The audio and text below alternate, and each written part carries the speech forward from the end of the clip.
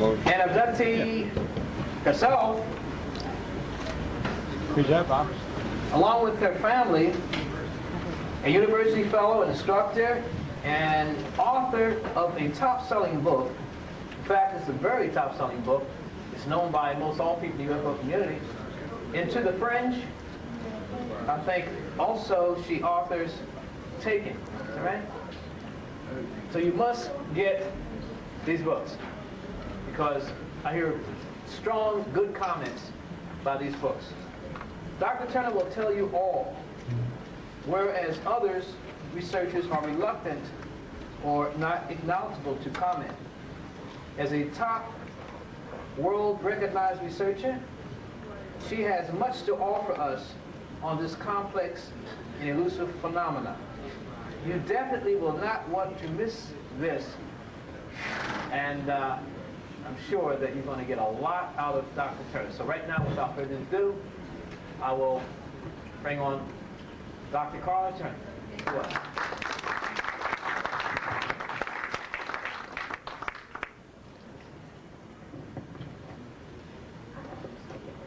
Is this good?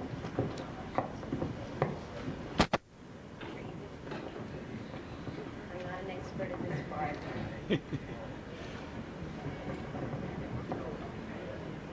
All right, is everybody able to hear me now? Good. I'm glad to see that the real core group is here. We don't have to deal with all the socializers. These are people who've given up at least some of your supper time to come in, and I'm very appreciative of it. And Bob, I'm very appreciative of what your group is doing here. I think it is historical, and I'm very pleased to be part of it. I'd like to start by telling you something that happened earlier this year. In January of '94, while I was working on the research and getting ready to publish my first research report, which is a book called Taken, Inside the Alien Human Abduction Agenda. I was talking with one of the 8 women whose cases I'm reporting on in this book. Her name is Angie. She's in Tennessee. I'm in Arkansas. We were on the phones, and both of our phones were regular phones, not cellular or anything like that. In the course of our conversation, Angie was telling me about a recent abduction experience she had just had, in which this particular group of humanoid-looking so-called hybrid aliens were with her in a facility, and they told her they came from the area of Cassiopeia, and the constellation. And she said, Karla, what do you think about that? Is there any possible way this might be true? And I said, well, Angie, the aliens have given us any number of alleged origins for where they come from, everything from Mars to the planet Banlon to, you know, the Pleiades. But we don't have any way to check this out, so we don't have any reason to believe or disbelieve what they say without some sort of confirmation. Who knows where they come from? At that point, there was an electronic zip sound on our phone connection, and a very human male voice came on the line and said, there's a lot of them out there and we know where they come from. And then there was a little electronic zip and the man was gone. And then I picked the phone up off the floor. So to tell you that this is a phenomenon, the abduction scenario, that involves not only non-human entities from a place unknown as far as we can verify, it also involves very, very human agencies who monitor abduction experiences and events, who perform surveillance upon abductees, who initiate intimidation and harassment upon abductees, and at times, as you'll see in my book and in my presentation tonight, they abduct abductees and interrogate them, often with threats and often with the use of drugs and other mind control techniques, trying to elicit information from us about what is going on. And so that's sort of where we're going to head. I just wanted to let you know this is not simply secondhand reports. My family, in its own experiences, has had military human agency involvement, and so have 4 of the 8 cases I report about in Taken. And I think here at least is one of those handles we've been looking for. How do we get hold of something so elusive that it can pop in and out of our reality, can put us under immediate control when it happens, can alter our perceptions to be whatever they want it to be, and we can do nothing in return? When there is a human element involved, there is the opportunity to do something about this. And in this phenomenon, there is very definitely a human element involved. Now, I'm going to get there. I want to just start and let you know we're dealing with a real phenomenon I have witnessed repeatedly, have had multiple witnesses with me in some of these instances, and we're going to try to blow the lid off a little bit further off the abduction phenomena as you may have known it to this point. How many of you are pretty well read on the abduction scenario? So I don't need to do a whole lot of background work. All right, great. Well, first you might want to know who I am and why I'm up here to begin with, but the reason I'm up here is because aliens decided that they wanted to mess with my family.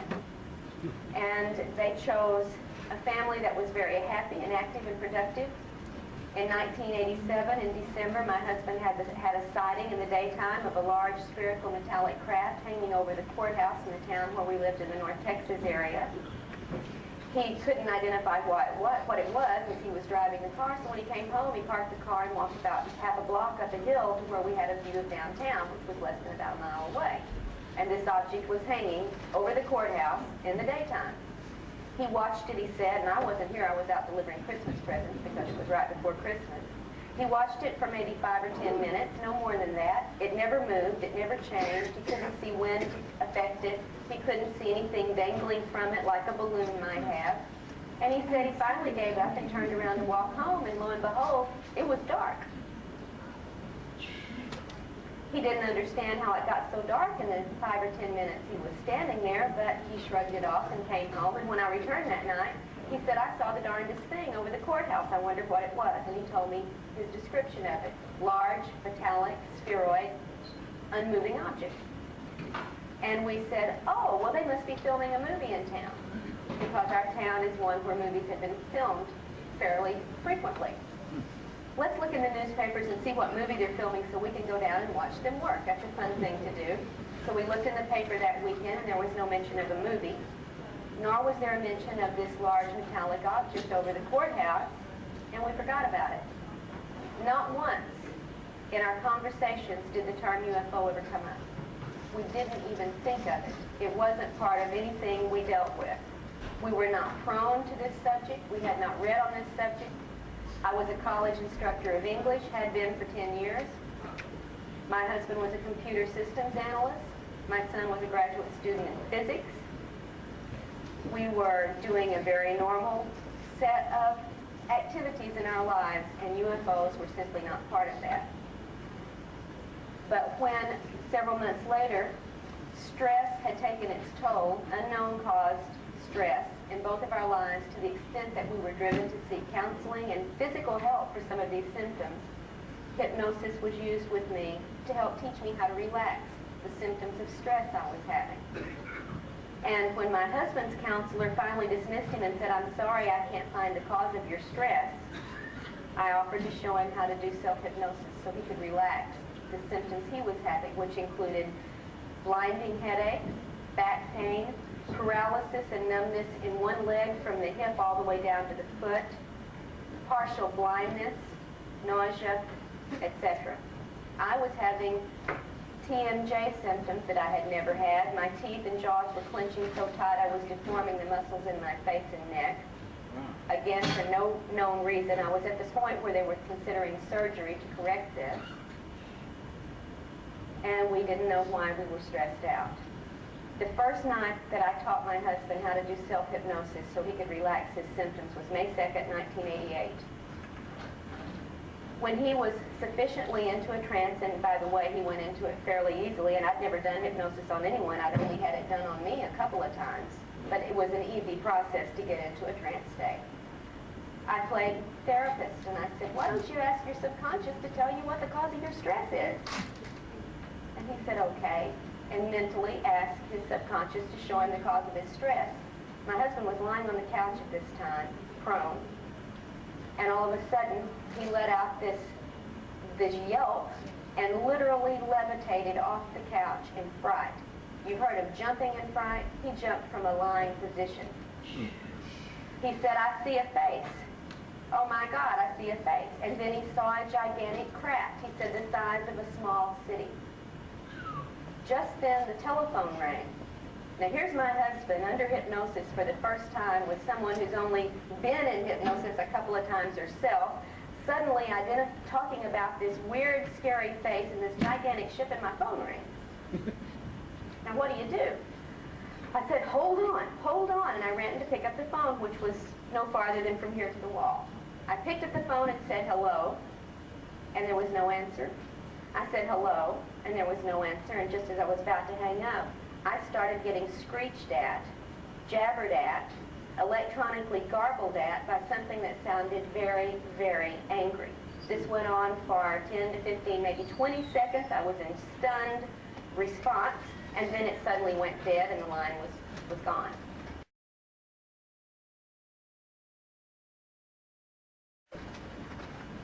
I didn't have time to deal with this. I had a husband on the couch freaking out under hypnosis. So I simply hung up the phone and went back to see if I could bring him out of this trance because we didn't know what was going on. This was the beginning of an odyssey that led me far, far away from the academic community. A couple of months later brought me, fortunately, into contact with Barbara Barthlick, whom you heard earlier this afternoon, who was gracious enough to take on our situation and help us to investigate what was going on in our lives. And the story of everything that we uncovered in that first year and a half of investigations is presented in a book that was published in 1992 by Berkeley called Into the Fringe. If you're interested in the story of what my husband, my son, his fiancée, his roommate, and several other family members went through during this literal siege or invasion for about 18 months in our lives, very consciously as well as on the subconscious level, with all sorts of corroborating external evidence, then I recommend you might want to look at the book. Now, it's only a $5 paperback. Most people can find it at a used bookstore, and I told them I really appreciated that because most of my friends were not rich enough to afford those hardback books. So it's at least one of the things that is available if you're interested in the personal account and the heroic work that Barbara did with us to bring us through a time when we were so lost, we did not know what to do. We were followed by unmarked cars. We had lived in the same house for 5 years with never a helicopter over our house, and beginning at this time we had almost daily helicopter strafing, sometimes in the middle of the night so loud the windows almost broke from the activity, sometimes as many as 9 in a day, circling and circling our house. We began to have interference on our telephone calls, and never when we were talking about recipes or the family or work, but only when UFOs were the subject of conversations.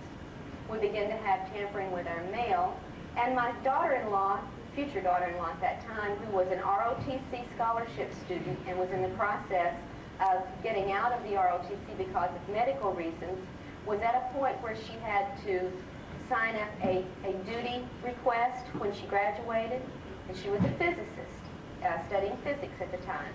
And she needed to be near her medical specialist for her problem, which would give her only one choice of an assignment, which was meteorology. When she went to the ROTC sergeant on the campus and signed that she wanted to be attached to a meteorological base, the sergeant absolutely flipped out and said, "You can't do this. You're a physicist. Don't you want to sign up for the R&D work? Don't you want to work on the UFOs and find out what really is going on with them and not what the public thinks?" This from a sergeant in the Air Force to my daughter-in-law, who had never mentioned any of our activity to anyone other than us, except on the phone. So that's just a little of the background of why we're here, because at one point, before we met Barbara, my husband and I stood holding each other in a kitchen, quaking, shaking, fearful, uncertain of what was going on, and said, "We don't know what's going on, but by God, if we ever find out anything about this, we promise to help other people who are in our situations to learn." And we have been doing that ever since. That's why I'm here today, and not in some classroom teaching Beowulf. All right, now then. What are we really dealing with in this alien-human abduction agenda is what I want to talk about tonight. And what I have to tell you is that we're in the midst of an extremely serious situation. Those of us in the UFO community have had a failure to communicate to the public at large just how urgent and serious the situation is. And we're working very hard, some of us, to try to correct that lack of communication. This is not a matter for philosophical discussion anymore, my friends. This is something that is real, intense, in our faces, in our bedrooms, in our children's lives, in our families' lives. And if you've never had an experience, I can guarantee there's someone you work with or someone in your family or someone in your neighborhood who has. It is that widespread. If everyone who had this experience suddenly had a little red light glow above their heads in this country, you would be so shocked to find out not only the number, but the types of people who are subjected to the alien intrusion and who never talk about it. And now you might understand, having talked it yourself, among others who haven't had this, you might have found out why they don't talk about it. There is rejection, disbelief, questioning of sanity and credibility, loss of jobs, loss of marriage, loss of self-confidence, and loss of reality, basically. You have to start from scratch when this intrudes into your lives. And the moment you admit it to somebody else, you have to start facing it. So many, many people never admit it. And we can understand why. I'm going to talk at some length about the research I'm reporting on in Taken, and also in a book that will be out next month, and I'm sorry I don't have it with me right now to show you because I think this is probably the most important work I've ever done. Barbara and I have worked on this case for over 2 years. It reports on one man's experiences for 50 years. It's called Masquerade of Angels, and I would be very pleased if you drop by my table and pick up a flyer about this book, because it will be for sale in December. I hope to have it here, and we were not able to get it here in time for this. It's going to upset, I think, quite a few people in the New Age community, but I will tell you now, the man who is the subject of this book is one of the New Age people. He is at the heart of the New Age phenomenon. He was a spiritualist, a church founder in Georgia.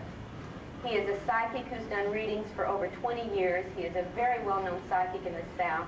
People fly in from all over the world for sessions with this man, and he has proven to me, who's one of the biggest skeptics when it comes to psychic phenomena, that it's real where he's concerned. And this man, who is at the heart of the New Age metaphysical movement, is going to tell you that the masquerade is going on in full force, and you're seeing angels when you should be peeling back the mask. So I hope you will at least pick up the flyer and have a look at that book, and I will talk a little bit more deeply about Ted's experiences in just a little bit.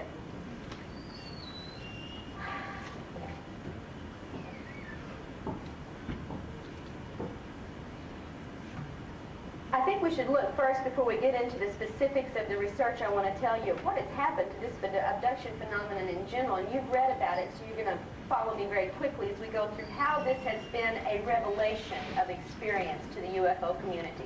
Some of you have been studying UFOs since the 50s or the 60s, maybe some since the 40s.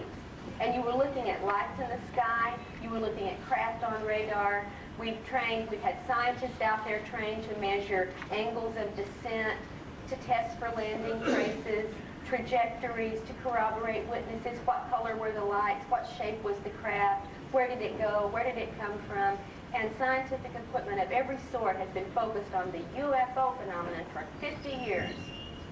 And many groups like MUFON and others claim that the scientific approach is the only approach we should use, and it's the only way we're going to get answers. And my friends, I can challenge every one of them, and I have to their faces, to tell me after 50 years of scientific investigation, have you learned who these creatures are, where they come from, or why they're here?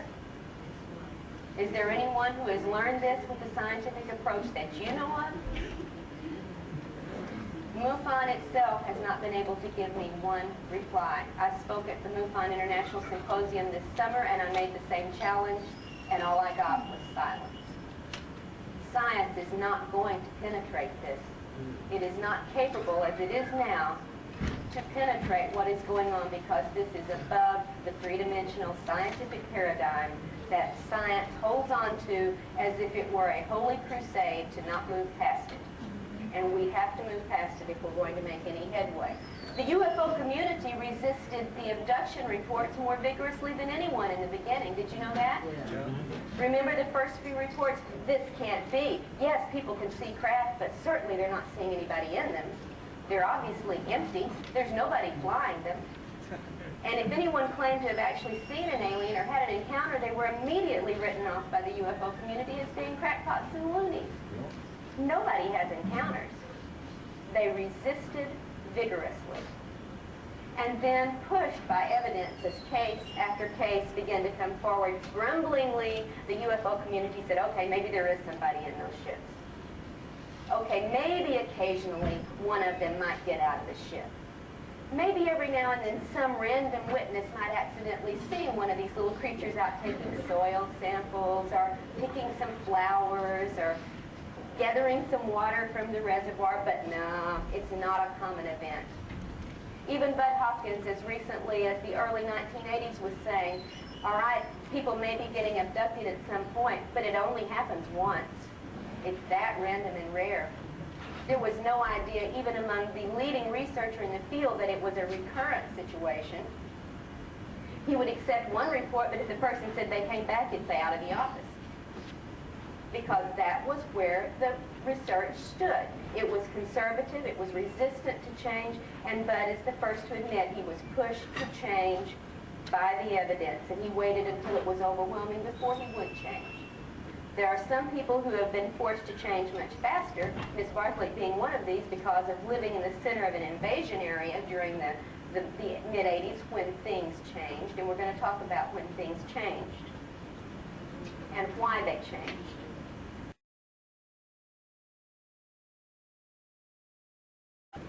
Now, David Jacobs has said recently that as far as his research with Bud and others has shown, the activity really began around 1900. And we know from some of our own research that the abduction phenomena has affected families going back 4 generations, and that would be around the turn of the century. In my husband's family, for example, his grandmother had an encounter with non-human entity that led her off into a swampy area where there was a period of missing time before she was returned when she was only 5 years old. That was 1903. So if you think it's new, if you think it's something the media has spread, you start looking into the cases and find out how far back it goes in some of these families' generations. I know of an African-American family in East Texas that has had it going on since the early 1900s, and it's still going on today with that same family. 3 to 4 generations is fairly typical. When you get a first abduction report from someone, one of the first things you do is say, let me talk to the rest of your family. And 9 times out of 10, other experiences with other family members are going to emerge if you do a thorough investigation. So we know this is not a new phenomenon, that somebody dreamed up out of false memory syndrome, out of Close Encounters of the Third Kind, or the movie E.T., or science fiction of the 30s and 40s. It was there before the turn of the century. It is transgenerational. And all the way back to UFO sightings, although they didn't call them UFOs then, missing time episodes, non-human entities, balls of light outside of the house, balls of light in the house, and screened episodes that are very familiar from the most modern reports we've got today. This goes back at least that far. We have reason to think from people like Jacques Vallée and some of the others who've worked into the historical perspective that this has been going on maybe for hundreds of years. Some people like Zechariah Sitchin say maybe it's been going on for thousands of years. I won't disagree with any of them, but I'll tell you this, whatever was going on for those hundreds of thousands of years at a fairly steady level is not going on now at that level. It has changed. Standard operating procedures out the window. What we have now is an explosion since the mid-80s of abduction activity, consciously remembered encounters, multiple witness abduction encounters, UFOs on radar, photo, video, live action. It's performing in many, many areas for many, many witnesses and invading many, many lives. And that was not the case 100 years ago, not the case 500 years ago. Something has changed. And I think we better pay attention to why it's changed now and try to talk about what's behind the change, what's the nature of that change, and how should we feel about it. For the most part, for these hundreds of years, all these encounters were only very consciously remembered, very heavily screened, fairly non-intrusive, and extremely isolated. That ain't the case now. Not what we know of from the work that's been going on since the early 80s. That when did the change start to shift? Jacob says around 1900, families all over the globe begin to have this phenomena show up in their lives. Again, though, very isolated, very non-intrusive, just a little bit more numerous. But since the 1940s, you know what's happened, right? We've had accelerated activity, numerous multiple UFO sightings, displays in effect for people, sometimes hundreds of people at once, and increased global communications has made it very widely known around the planet. We now have a way to talk to each other very quickly on this globe where we didn't in 1900 or 1800. We get reports from remote villages in South Africa, from remote villages in Mongolia, from remote villages in India, from remote villages in the Arctic Circle. We know it's going on globally at an ever-increasing rate because we have now that communication that lets us know.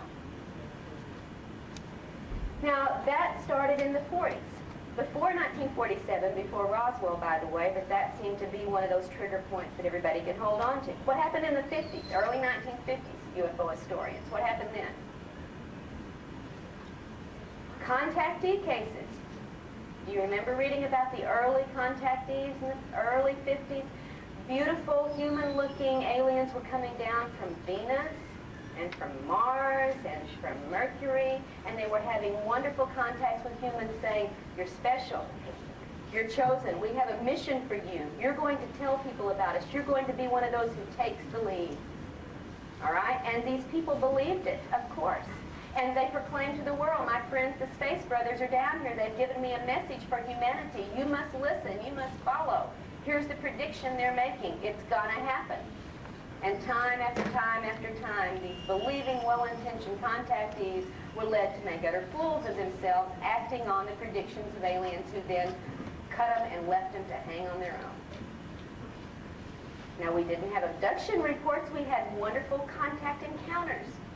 That's what went on in the 50s that you knew about. You might have heard one or two other little incidents that weren't quite so wonderful, like the Kelly Hopkinsville siege of the farm, where creatures who came onto the property provoked gunfire response from the family under siege.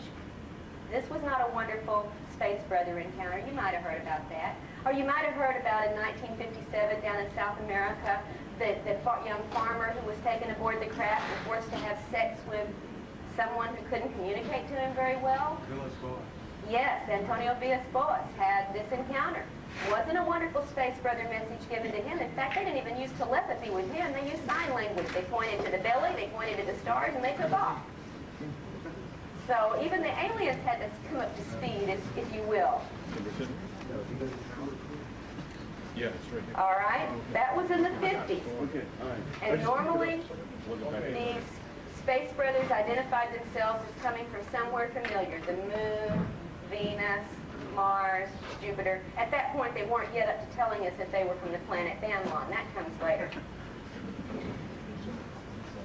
And these contacts all seemed positive and friendly for the most part, except for those couple of little isolated cases I mentioned, and there were some others you probably never heard about. They're there in the obscure literature if you care to look. Now, from the mid-50s to the mid-60s, what happened? That's when we started getting the real, quote-unquote, abduction reports. After Villas-Boas, then we had Betty and Barney Hill. All right, and this one made the news. Somebody, for some reason, tended to give a little credibility. Even Life magazine in 1966 in October covered their story and treated it fairly straightforwardly. And then, as Barbara mentioned, we had, Lonnie Zamora in 64, the officer in New Mexico, saw the landed craft, saw the creatures by the craft, was given some credibility before the debunkers, of course, jump in and do their thing. Travis Walton in 75. All right, isolated, rare cases that the UFO community was grudgingly willing to accept as, yeah, these might have happened. Little did they know it was happening down the street, across the street, next door. And little did we who it was happening to know this either, because it was kept suppressed, it was kept screened, and we were kept very, very confused about what was going on. I've had conscious encounters since the age of 5. Until 1988, I had no context that told me what this all meant. I didn't know what these things were. I just knew they happened. And many people whose trigger went off in the mid-'80s will tell you the same thing. Yes, there was something in my room at 3 years old. Yes, there was something when I was 12 years old. I didn't know what it was. I thought it was an angel. I thought it was a ghost. I thought it was my child's imagination. We had them going on, these events, and we didn't know what they were. But by the late 1970s and the early 1980s, that's when the trigger went off. Great numbers of people began to remember their abductions, not only that were going on now, but that had been going on all their lives. And then the debunkers had a field day saying, who's putting these ideas in these people's heads? If you had it at 5 years old, why didn't you remember it and tell somebody about it? Well, I can here to tell you, as one of the many people who did remember and who did tell their parents about it, we were told, honey, it's just a dream. Nobody believed us, and they had no reason to. And so we quit believing in ourselves. We became self-doubting because we were having experiences that nobody, including us, could accept as real. And the UFO community slowly, by the early 80s, had to start listening to pioneers like Bud and others who were working in this field to bring this information to light and saying, okay, maybe it's going on. I'll tell you, since most encounters are suppressed or screened in our conscious memories, they could be much more numerous even today than we have any idea. We do not know how many times we've been abducted. I've been interviewed in numerous public forums, by television, by radio, in conferences, and people say, how many times have you been abducted? And I had to say, who the heck knows? I sure don't. I have signs of abductions many times when I have no memory. We do not know. What we remember is very little, and it is certainly not enough to give an honest answer or upon which to base any theories. But it was at this point that the serious abduction research began. And the reporting of this research in widely read books like Missing Time and Intruders and Communion and so on finally gave the public at large a context, a language in which they could discuss these things. If you don't have a language, you can't talk about it. We finally got a language of terms, of experiences, of validation.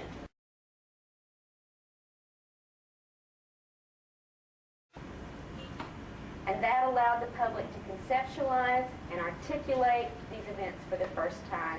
And all across the country, people were reading these books and beginning to ask, is that what was happening with me? The trigger. There had to be a trigger. And the readings triggered even new recollections. And then lo and behold, we weren't remembering things from the past. We were having things last night.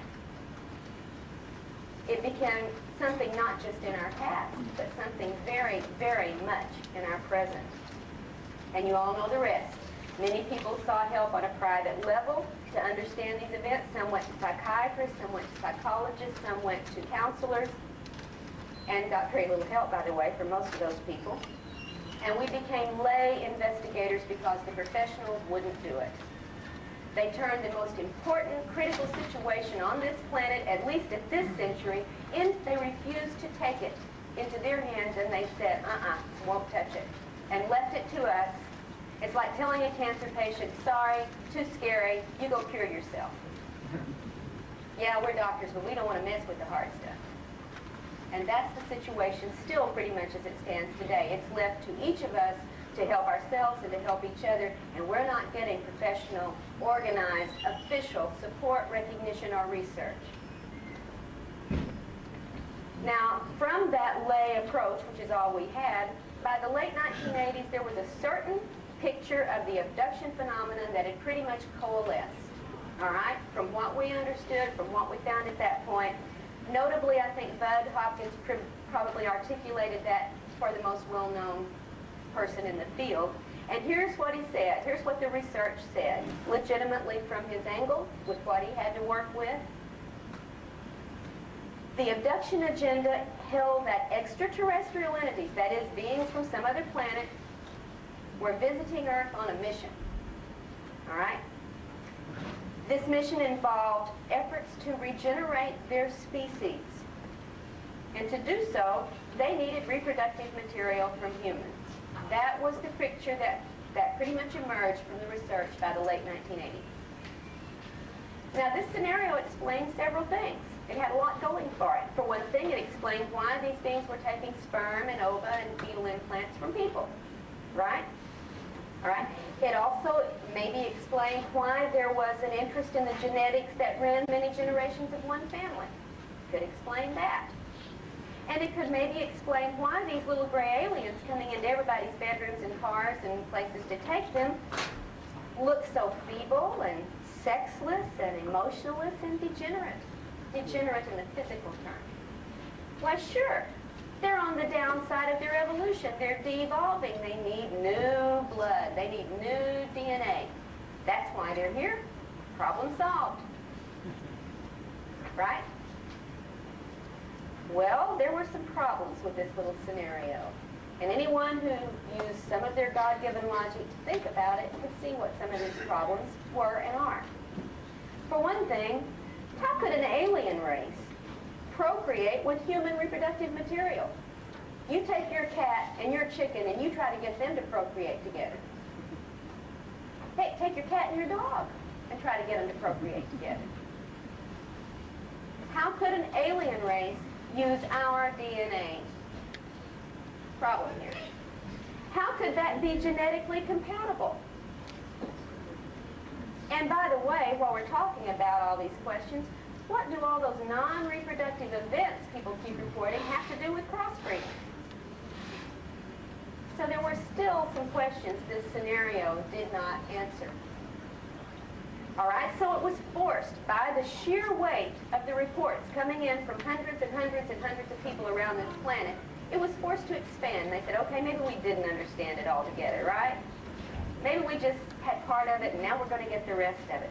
And what they were forced to face was that this agenda is far more complex than merely a degenerating alien race trying to upgrade their species, because it didn't explain what was going on in bedrooms and cars and homes around this planet night after night.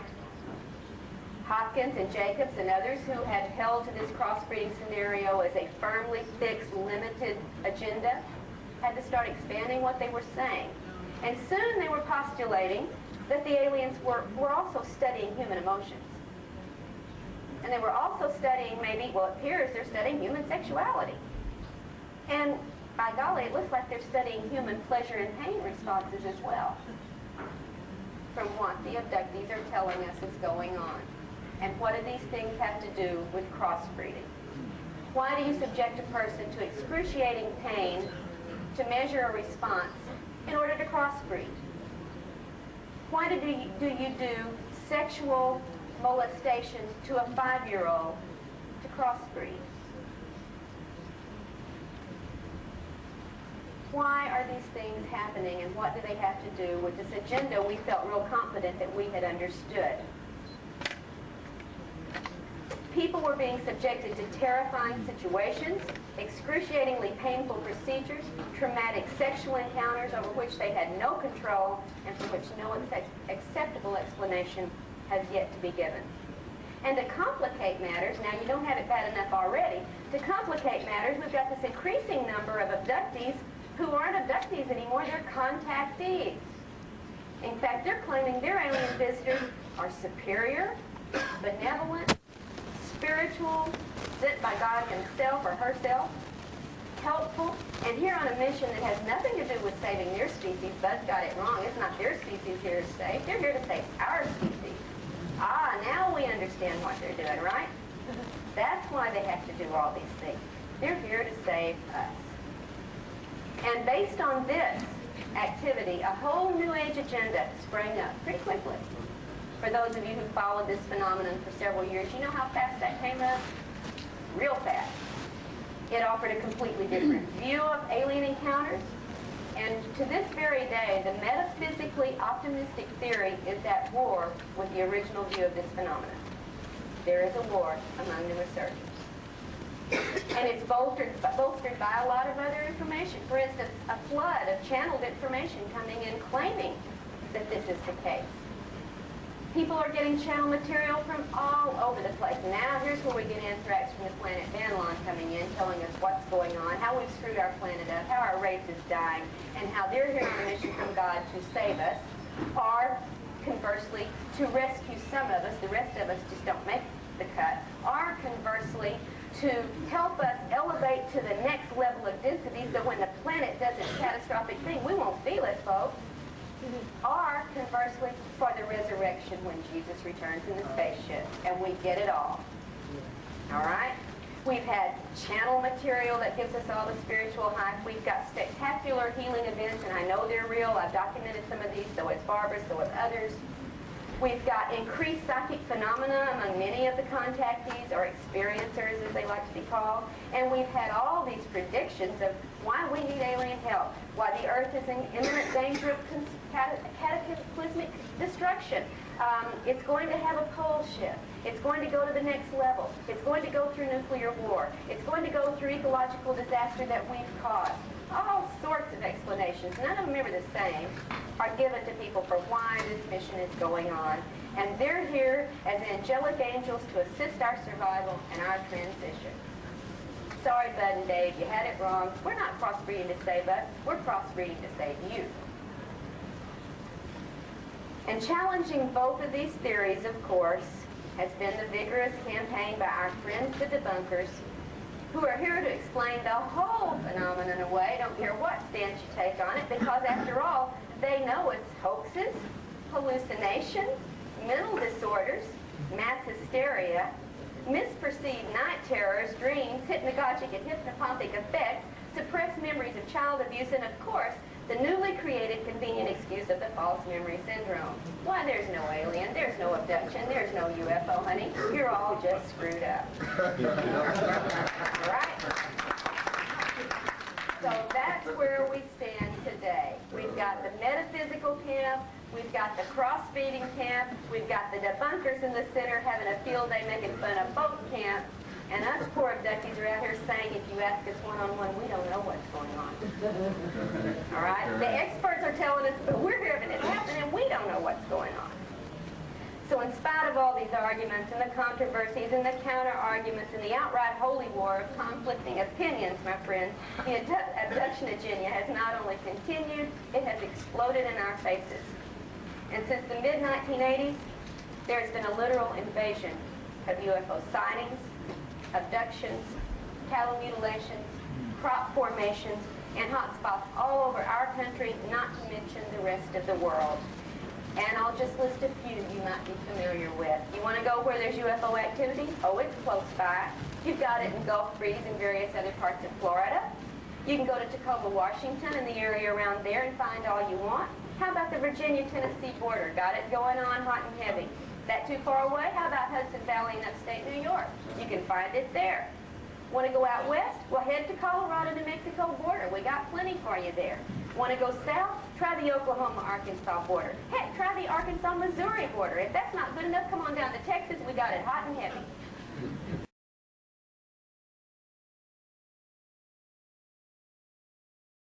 And if you don't know that this is going on right now, week after week, on local levels being reported, then you're not getting the information that's available. And by the way, if you'll come by my table, I'll give you an address of something that will give you this information on a monthly basis, delivered to your door from local reports not only around this country, but around the world, and it's called the UFO News Clipping Service, and it's the one thing I recommend you subscribe to. You get the reports from the horse's mouth that never make it out of their local areas.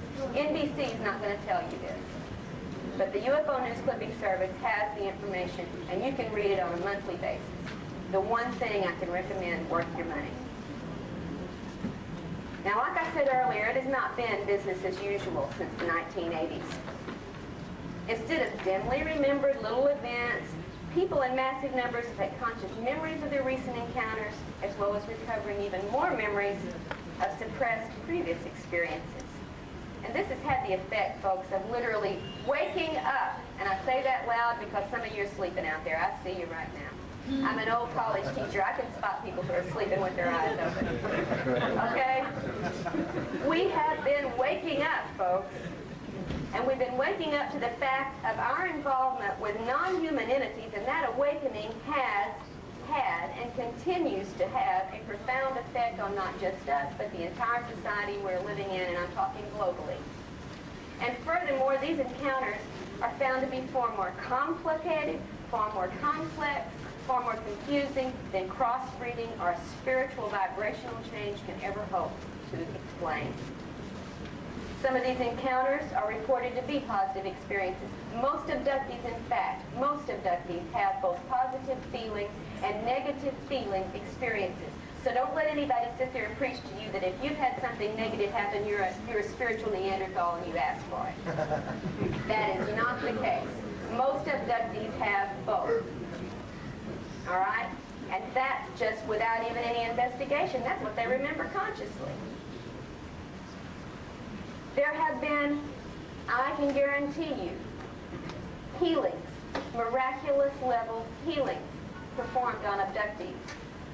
We know of one case in Texas where a woman was in a car accident last year, was 14 broken bones resulted from this. She was in a hospital bed at home, unable to move. That's why she had to have a bed in the living room, because she couldn't get up and down without help. In the middle of the night, 3 little gray aliens show up in the bedroom, come over, do something that she's not aware of because they knock her out. And when she comes to, they're gone, and she jumps out of that hospital bed, runs to the bedroom and says, honey, they were just here. Well, honey's falling over in a faint, not because the aliens have been there, but because this woman with 14 broken bones who can't move is jumping up and down in his doorway.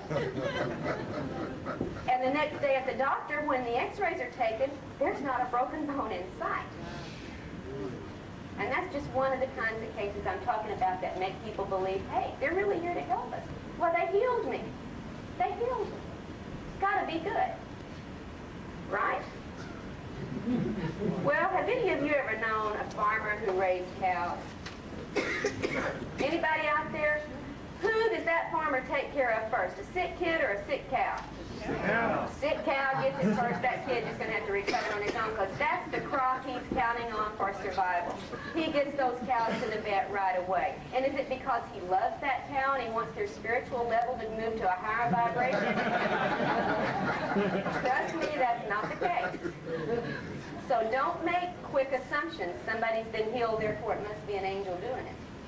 It could have been a really concerned farmer.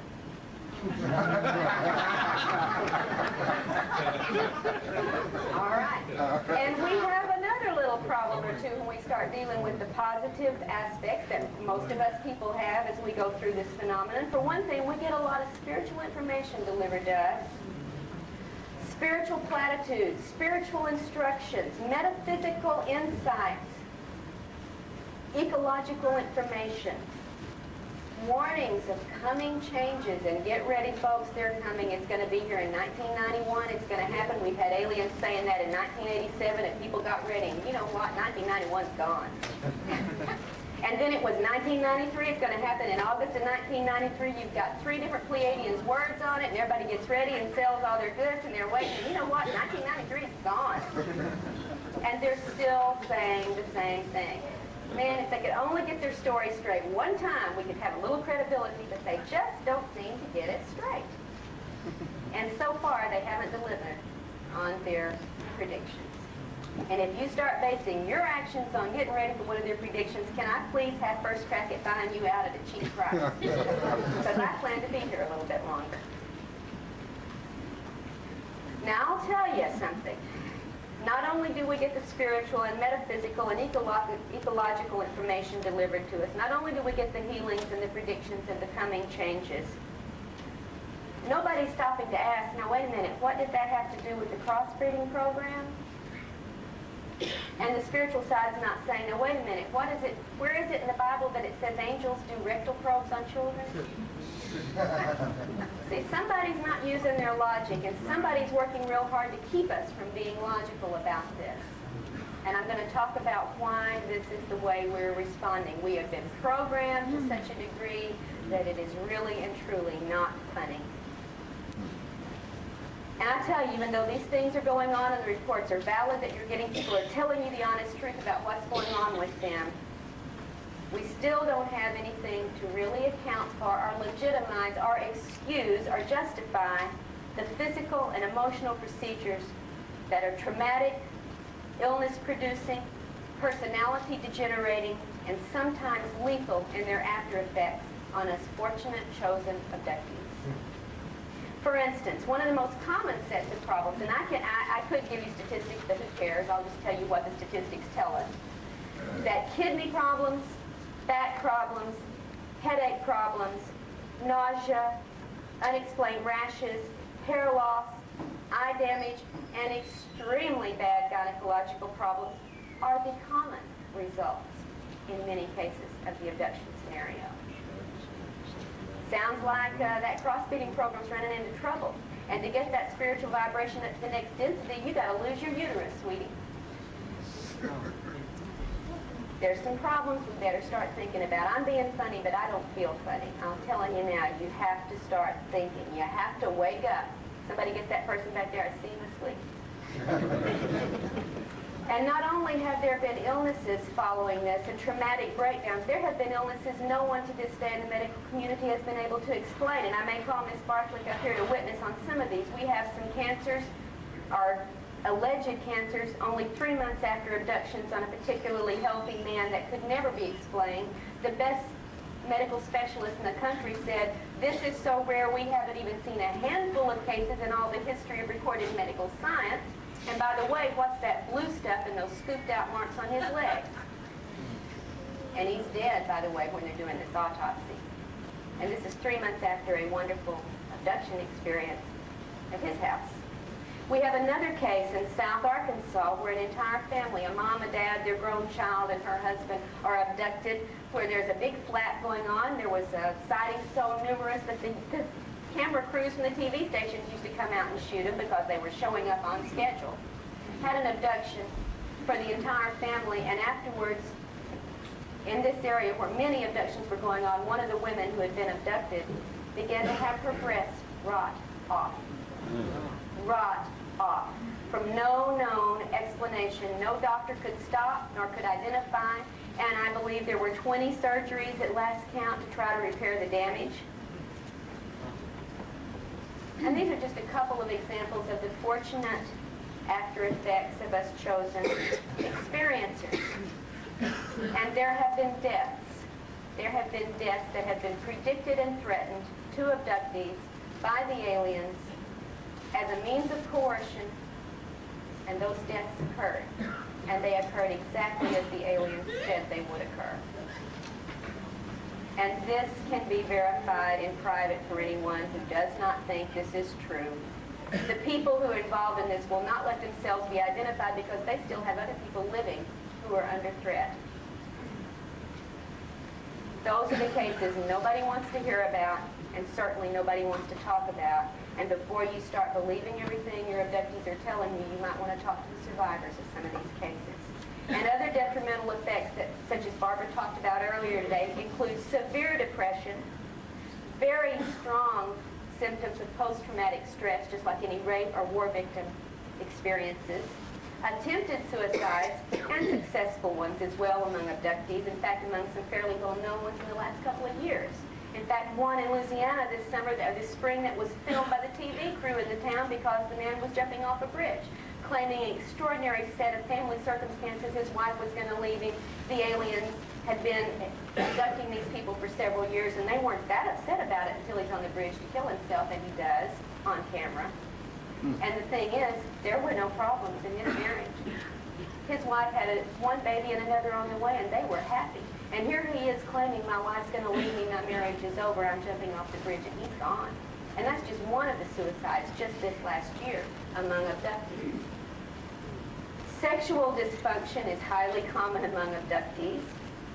Degenerative and self-destructive behavior, such as Barbara talked about with the drug abuse, the alcoholism, the promiscuity, the tendency toward violent and self-violent action.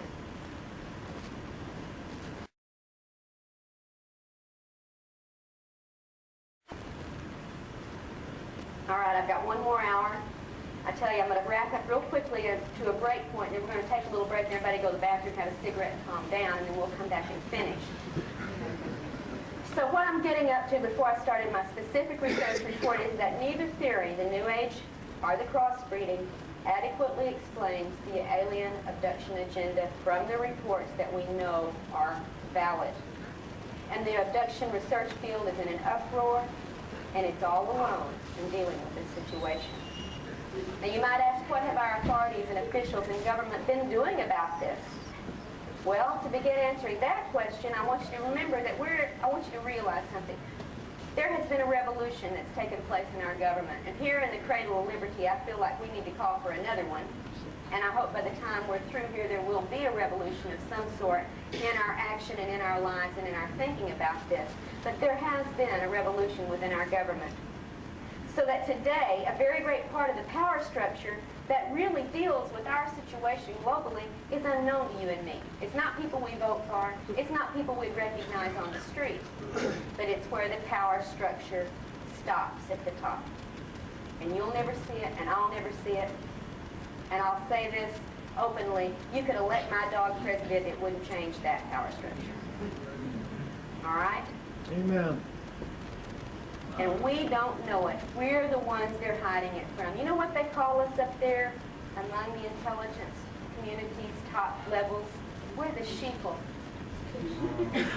And that's their term for us. We are the sheeple. Now, this revolution in government activities, we may never know the true extent of these activities because the public is not being told. In fact, most of the evidence that keeps things, most of the effort to keep things covert is not aimed at our so-called political enemies. It's aimed at us, the sheeple. Our leaders don't want us to know what's going on. The Russians know. The Chinese know. We don't. That's how it is, folks. They let Russian satellites fly over the most secret bases and take pictures, but if you try to get out to Area 51, watch it. Now, who are they protecting? And even with our limited resources here in the individual private sector that has been trying to deal with this for all these years, we do know a little bit. We know that since 1947 at least, a power structure within the military intelligence inner sanctum has appropriated the UFO phenomenon, has made it its own sphere, and politics below that level has nothing to do with it.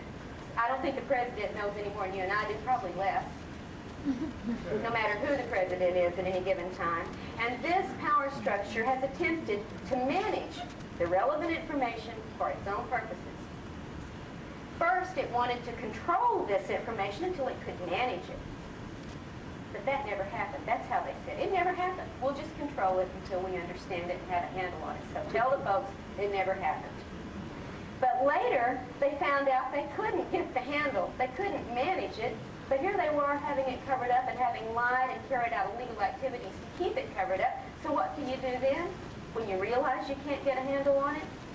Well, if it can't be managed, you just simply continue to deny and debunk. And the attitude has been, we can't stop the UFO sightings. Okay, but we can ridicule and frighten the witnesses of these events into silence. All right? Nowadays, it seems, and I'm going to talk about specific examples of this, that power structure within that high level of military intelligence government activity has decided that they can only gather information, they can't control it. And where do you get the best information about what the aliens are doing? Where do you get it? You get it from satellites? You get it from phone surveillance? You get it from abductees. The first-hand accounts from the people who are facing it one-on-one, and now we have evidence, and I mean really hard evidence, that this power structure's agents are not only doing surveillance on abductees, they are also abducting abductees, interrogating abductees, using drugs and other mind control techniques upon abductees, trying to ask these questions. What do you know about the alien agenda? What are they doing with your family? What have they told you you will be doing? What have they done to put implants in you? What procedures are they carrying out on you? They are asking us questions in a desperate attempt to get the information from us. Now, they could come to my door and ask, can I ask you what's going on? And I would be happy to tell them. I feel very patriotic about this country. If there is a threat and our government is working on it, I will give them the information gladly. But do not take me or my husband in the middle of the night without asking, put us under control, use guns and coercions and threats to try to elicit information, and then use drugs to wipe out the memory of this as much as you can and expect me to cooperate? Sorry. I'll be a patriot, but you're not being the patriot when you do that to me. There is very strong evidence that the government is having to prepare the public in some way with a widespread dissemination of vague knowledge, somewhat legitimate knowledge. Let's mix in a lot of good disinformation with it so they won't get too scared too fast. Let's mix the good, the bad, the ugly, and the humorous in the media when we treat this subject so everybody can choose what they want to deal with and won't have to be forced to deal with more than they can handle.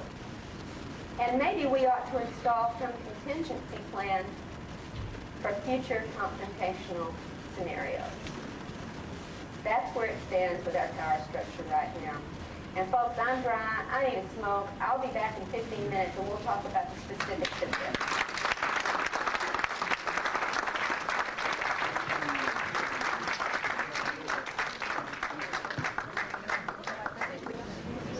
Okay, Karla. All right, I told you I wanted to talk in specific about my research once we got the general scenario spelled out, and I think I tried to do that as well as I could in the time I had, so I'm going to tell you now about the specific findings for why I'm telling you the things I'm telling you, what kind of evidence we have to support this. There are 2 books currently that report on my specific research, and the first book is the research Barbara Barthlick and I have worked on together for over 2 years. No, the second book. I'll get to that one in just a moment. The first book is out now. It's called Taken, Inside the Alien Human Abduction Agenda, and I call it Taken because, honey, we're being taken for a ride in a lot of ways. And this book reports in depth on 8 different cases of abductees around the country. For a specific reason, I chose in this book to look at only women's cases because I wanted to make some very close correlations in these reports, and therefore I wanted a very uniform group of abductees for this particular project. But I don't have any feminist agenda. The next book, which will be out next month, is called Masquerade of Angels, and it deals with one man's entire account of abduction, lifelong abduction experiences. So just because this one happens to be all on women doesn't mean I only deal with women's cases. But it gave me a homogeneous group for comparison purposes. And I'll tell you another reason it's easier sometimes to work with female abductees than with male abductees is because so much of this material is very, very intimate and very frightening, I think, more often for perhaps the male ego than the female ego. And I don't mean that at all derogatorily. There are differences between the sexes. We all know that. We have our strengths and we have our weaknesses. And it has been, in this particular case, easier to get the intimate kind of responses for this kind of study from women. And I hope that this will help open up some of the male abductees to be a little more forthcoming on certain areas that they have tended in some cases to hold back reporting. For instance, in the sexual scenarios, in the loss of control that they suffer during these encounters, and so on. Now, if you've read this book, or if you pick it up and read it later, and you see the extraordinarily complex details reported in these events, you may think these are unusual cases, and I want to assure you up front, they are not. They are very representative cases. The reason you may find these unusual is because most of the reports you've read and you've been presented on the abduction phenomena have been very censored, and they've been very partial. And in many instances, they've been carried out by investigators and hypnotists who did not know to look beneath the surface. And what you got was a lot of surface reporting. And I want to tell you now that that is not where you're going to find the answers. There are levels and layers to this phenomenon within the abduction experience of every one of us who's had this happen that are covered by screens and illusions that require very thorough probing to penetrate. What I have tried to show in this book is how complex it is, and toward the back, if you get the 8 cases presented very often and very fully in first-person form rather than me telling you, I let the people tell you, and this is based 99% on their conscious recollections, not on hypnotically retrieved information so that the debunkers can say, oh, it was false memory or somebody implanted the idea. This is from their conscious lives, what they live with every day without hypnosis. And really, that's more representative of what most abductees go through, because most of us don't have anybody to do hypnotic work with us. It's the exception rather than the rule that you find a competent hypnotist that knows how to probe these screened memories. So it does take you inside what it's like to live with this.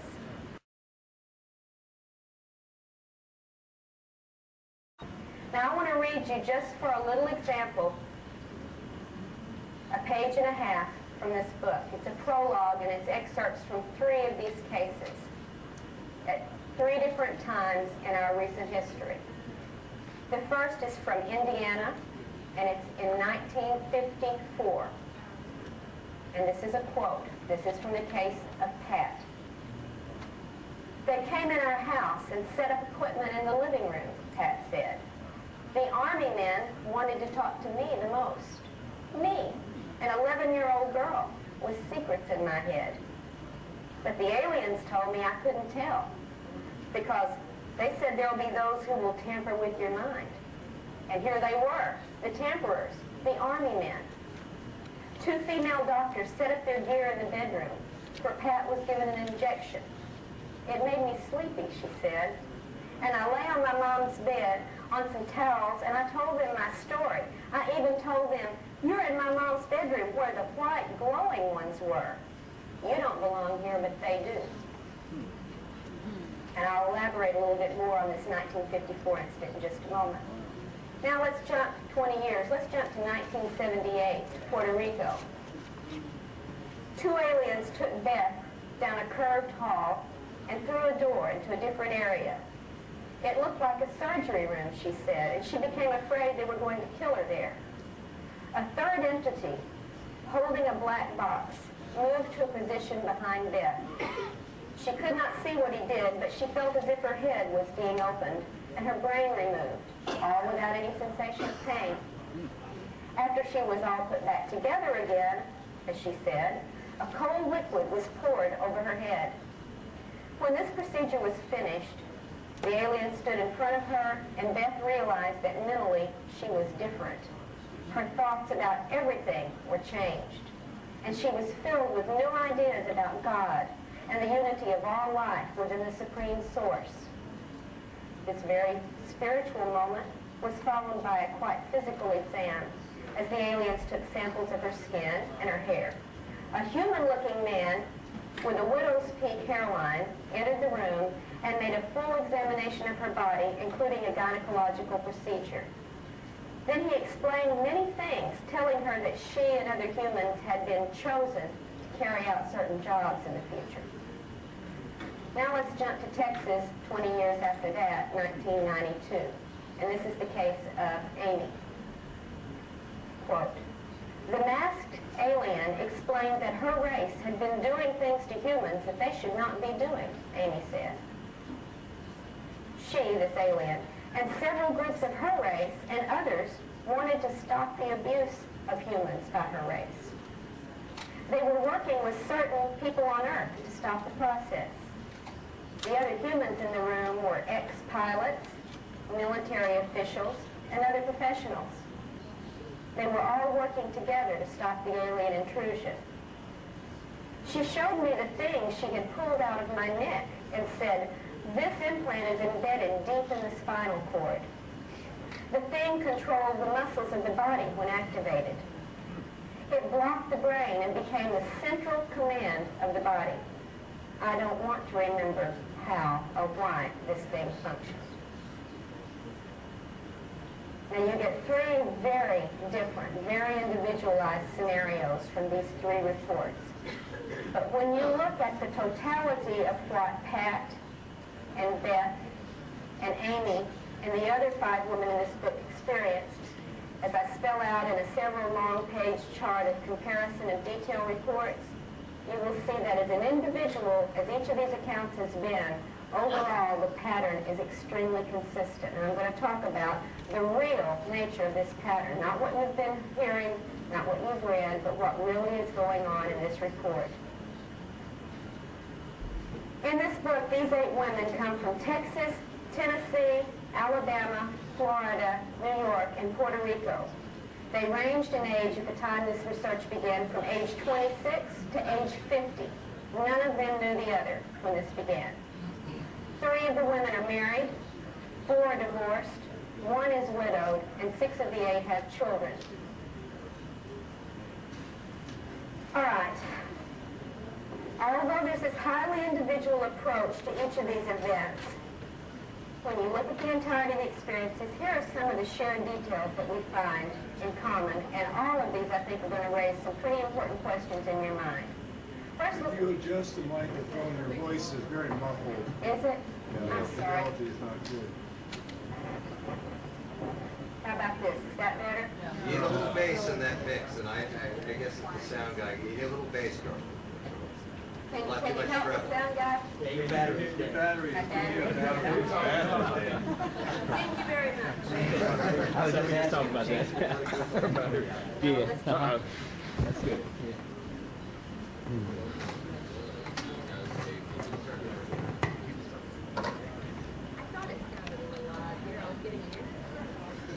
Very much. All right, let's start with first the nature of the contacts themselves. What do we have reported? UFO sightings, missing time during childhood, missing time during the adult phase, consciously recall scenarios both individually and with other people, virtual reality scenarios, and we're going to talk about that and some specifics a little bit later when we get to the second book, Masquerade of Angels especially, and telepathic communications. All of these constitute the kinds of contacts and experiences that abductees report. Just because you don't have them in the room touching your body, but you have them telepathically delivering information, this still is a contact. This is still part of the abduction scenario.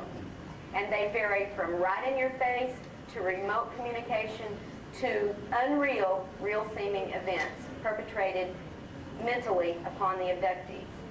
What kind of creatures are we hearing in these reports? What are their descriptions? We get the grays. You know about the little short grays that act like they're robotic or android or insectoid in their actions that don't seem to have individuality. The little workers, and we're going to talk about those to some degree. You get insectoid-looking creatures. Tall, thin, normally very white, very skinny arms, 2 to 3 digits, triangular shaped head with insectoid eyes. I've seen them, my son's seen them, many of you have probably seen them. I've talked to a few people here who've seen them. Reptoids, very robust creatures, normally tall, very scaly, smooth in one direction, sticky in the other when you rub over the skin pattern, clawed, webbed, and these guys have teeth, unlike the little grays. Then you get the white, humanoid-looking, not human-looking, but humanoid-looking, tall, thin, white, sometimes with very deeply wrinkled faces, with round eyes rather than the slanted eyes. And these, too, have mouths that open. When my husband was 11 months old and was abducted, he was allowed to put his finger in the mouth of one of these creatures.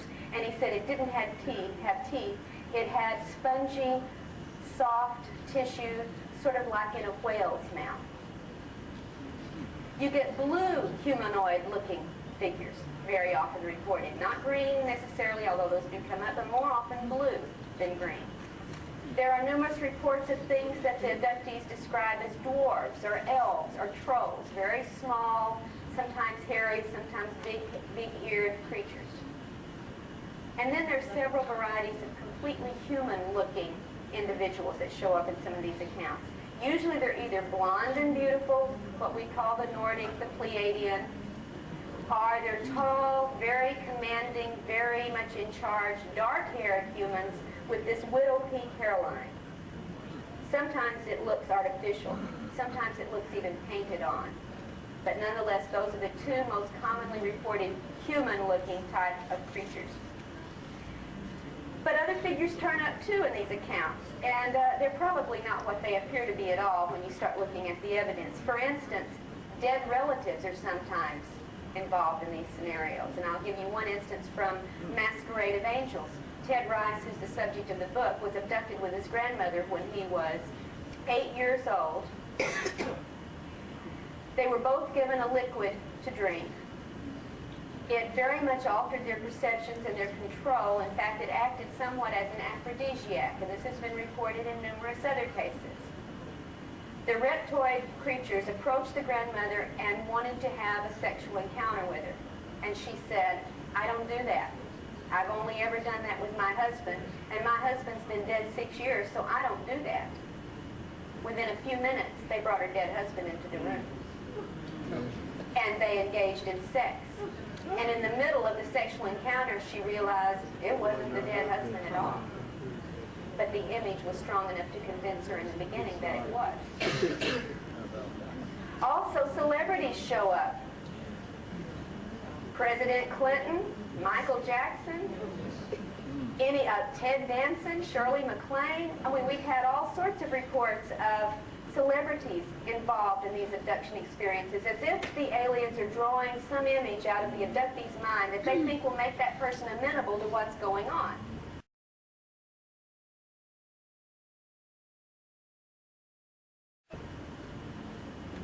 And even religious figures show up, most commonly Jesus. Now, we're dealing in this country. Maybe if we were in India, Buddha would show up more, or Krishna would show up more, but right here we get Jesus.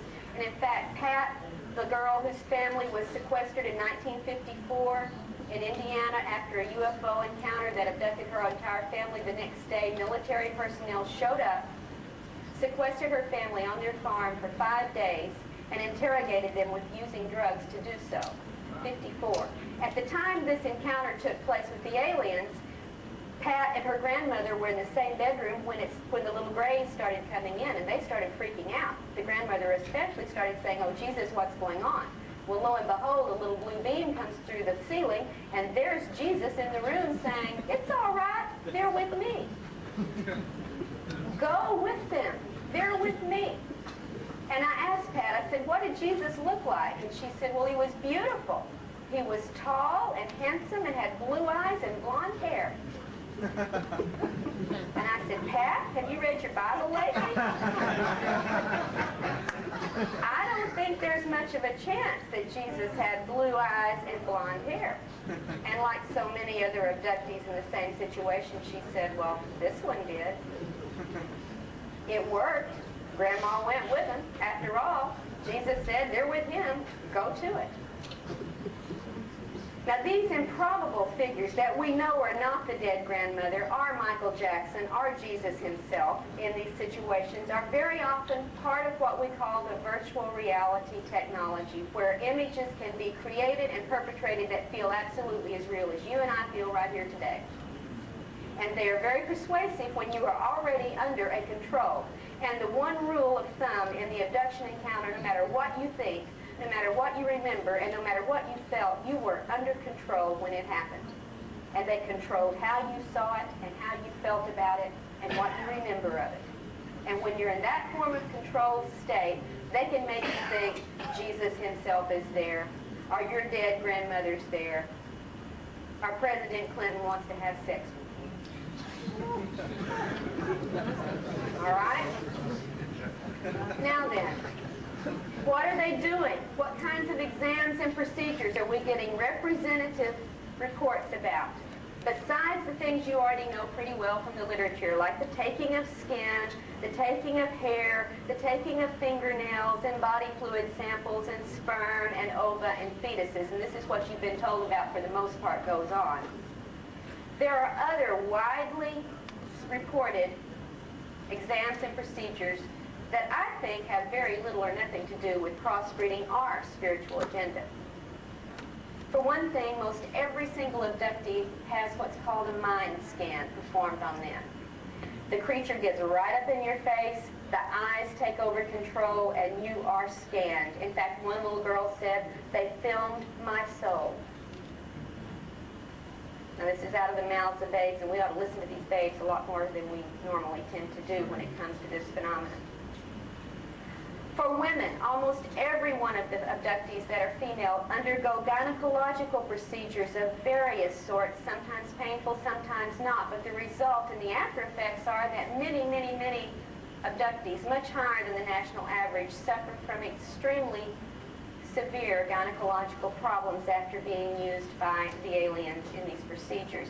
In fact, we have a report very recently of a 10-year-old girl who just had to have a hysterectomy because of what they had done with her. It's getting younger and younger. There are also many implantations performed on abductees. You've heard about the little BB probes that are put up the nose and go penetrate into here like my husband had when he and his best friend were abducted when they were 12. As often, or maybe even more often, they use behind the eye. As you heard with Barbara's presentation today, they take the eye out, they do the implant behind it, put the eye back in. They also put them in through the ear. Most recently, they've begun putting them behind the ear into the base of the brain. And very often they go into the spine at some point, ranging from the base of the neck all the way down to the bottom of the spine. All right, what does this have to do with crossbreeding or spiritual elevation, you might wonder, as I do. Many abductees report the brain surgery, like Beth, when they opened her head and took out her brain. This report is as common as the sperm and ova taking, although you don't hear about it as often. And people who have this happen use almost the same phrase. They opened my head and took out my brain. Word for word. I can repeat it on tape after tape, the same scenario. Certain kinds of instruments are repeatedly reported as part of these procedures. You know about the little light bar or light wand that's used to scan over the body. This is very, very common.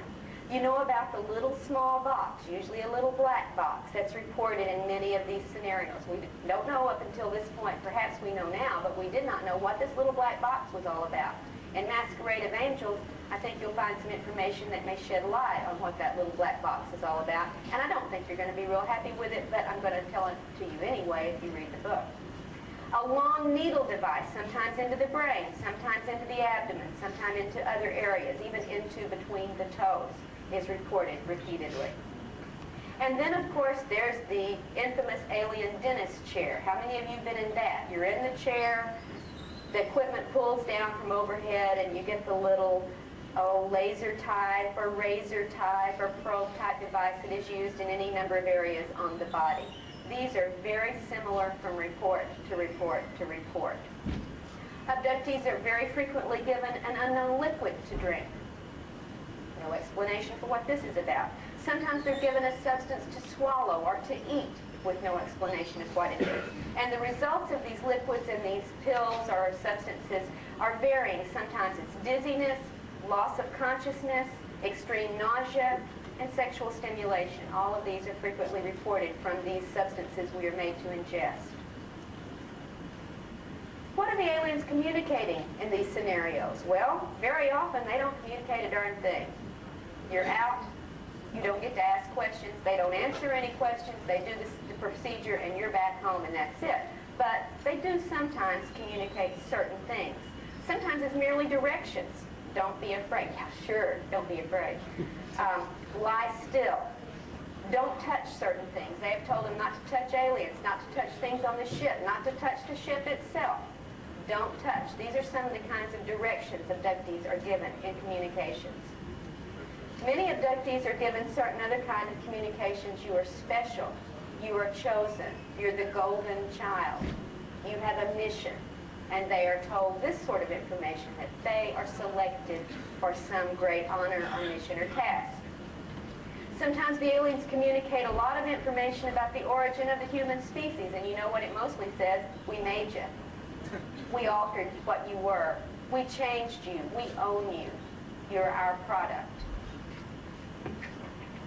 Sometimes they make a lot of statements about the separation of the soul and the body. And they seem to be doing this more and more lately, stressing, don't be so attached to that physical body. It's just a container. It's just a vessel. Why, it's not important. Now, why do you think they would want to downgrade the physical form that God chose to put us in and tell us it's not important? It was important enough for God to make it. It was important enough that this is how we are born. Why do you think they might be stressing, hey, don't be so attached to that body. It's not really important. You might want to think about why that would be something they want us to believe. Very often they deliver warnings about the current terrible condition of the planet, or about some impending destruction that we're going to bring on ourselves, or that nature is going to bring on the planet, and so on. We get a lot of warnings. And then occasionally there's some weird things like certain musical sounds are heard, or aliens are heard chattering in their own language, which is incomprehensible to the person. They talk about it as a bird-type sound, or a bumbling, buzzing, humming sort of noise that they try to describe, and there's really not a way to do that in human terms. But we sometimes get reports of aliens communicating to each other in a verbal form. All right, now in addition to these exams and procedures that are reported, there's also other kind of activities that abductees report. And you probably, some of you here had some of these. Very often, they have teaching or testing sessions with abductees, from childhood through adulthood. Sometimes, and I have this many, many times reported very specifically, and sometimes in more than one generation in the family, they taught me how to walk through walls. They taught me how to pass through solid objects. They taught me how to use my mind to move objects. They taught me how to affect electrical impulses with my brain. They taught me telekinesis. They taught me levitation. Now, the people are able to perform these things when they're with the aliens, but when they get up the next morning and try to walk through that wall, it doesn't happen. All right? So it seems to only work when you're with the aliens, but they're spending years sometimes teaching people how to pass through solid objects.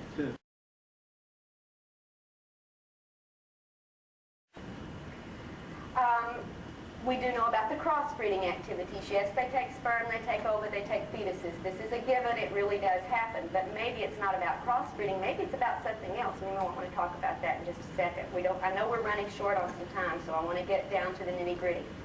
Often there's an immersion into a pool of liquid that the abductee is forced to inhale, thinking they're going to drown, but they find they can breathe this liquid. Very often they present scenarios or visions of past events in the person's lives or future events on the global scale. They'll show futuristic war scenes, or the planet blowing up, or the moon exploding, or terrible floods, or earthquakes, or chaos as a future event. And this is used as part of the programming. And they often tell us, you're going to have a job to do when this happens. And finally, there is the great variety of sexual activity that is perpetrated upon abductees. And I'm talking almost every variety of the sex act that you can imagine, with aliens, with things we don't even know what they are, and with abductees among abductees. They may take an abductee from one place and an abductee from another and force them into sexual activity together. They don't know each other. They don't know if that person has AIDS. They don't know what the condition is, but they are forced into sexual activity, and this is repeatedly done. In fact, in one case in here that's so heartbreaking, Lisa, the woman in Alabama, last year was abducted, and there was another man, another abductee, that she was forced to engage in a sexual act with, and the man apologized to her very, very deeply. He said, "I'm sorry, they make me do this. They've been taking me since I was a child. I can't help it. I'm sorry." And again, this is reported in many different instances. And I'm not just talking about genital intercourse. I'm talking about a variety of sexual acts. And I'm talking about on people as old as in their 70s and on children as young as 3 years old. In fact, one abductee adult mother of 2 children who was fairly happy with her sexual activity to a certain point, well, she said it was some of the best sex she ever had, was not at all disturbed that she was repeatedly being forced into these sexual encounters until one morning she gets up and her 5-year-old daughter is sexually manipulating the 3-year-old daughter, and aghast she says, "What are you doing?" She says, "Mommy, we're just doing what the little doctors do to us when they come in the bedroom at night." Are they crossbreeding? Are they taking ova from 3-year-old children? I have a problem with this.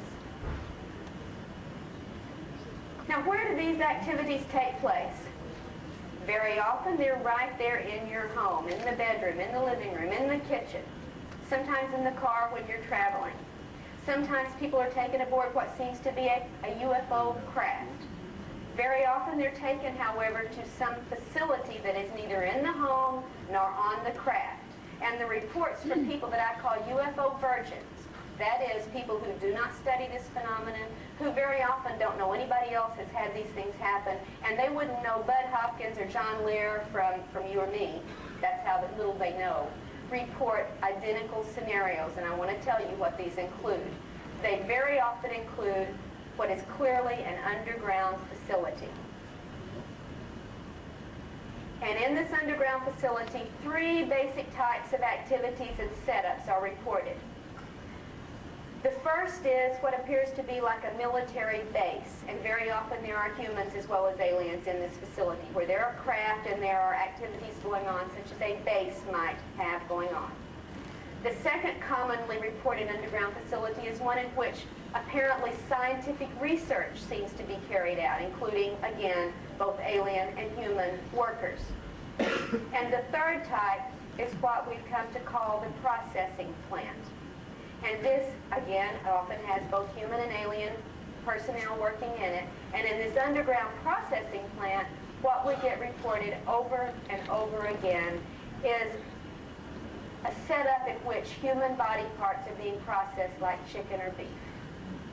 They are being flayed, they are being dismembered, they are being drained of blood, they are sometimes reported stacked up like firewood, sometimes hanging, draining, sometimes going down, being dismembered as they go towards some unknown end facility. I don't make it up, and I don't necessarily believe it's real, but I know that it's what they really put in these people's minds. Whether it's virtual reality or reality, why are they doing it? What is the purpose of such a scenario, either real or imagined? Why would they do this to our people? What does it imply? And these are reported, like I said, from UFO virgins as well as from people who are familiar with this field.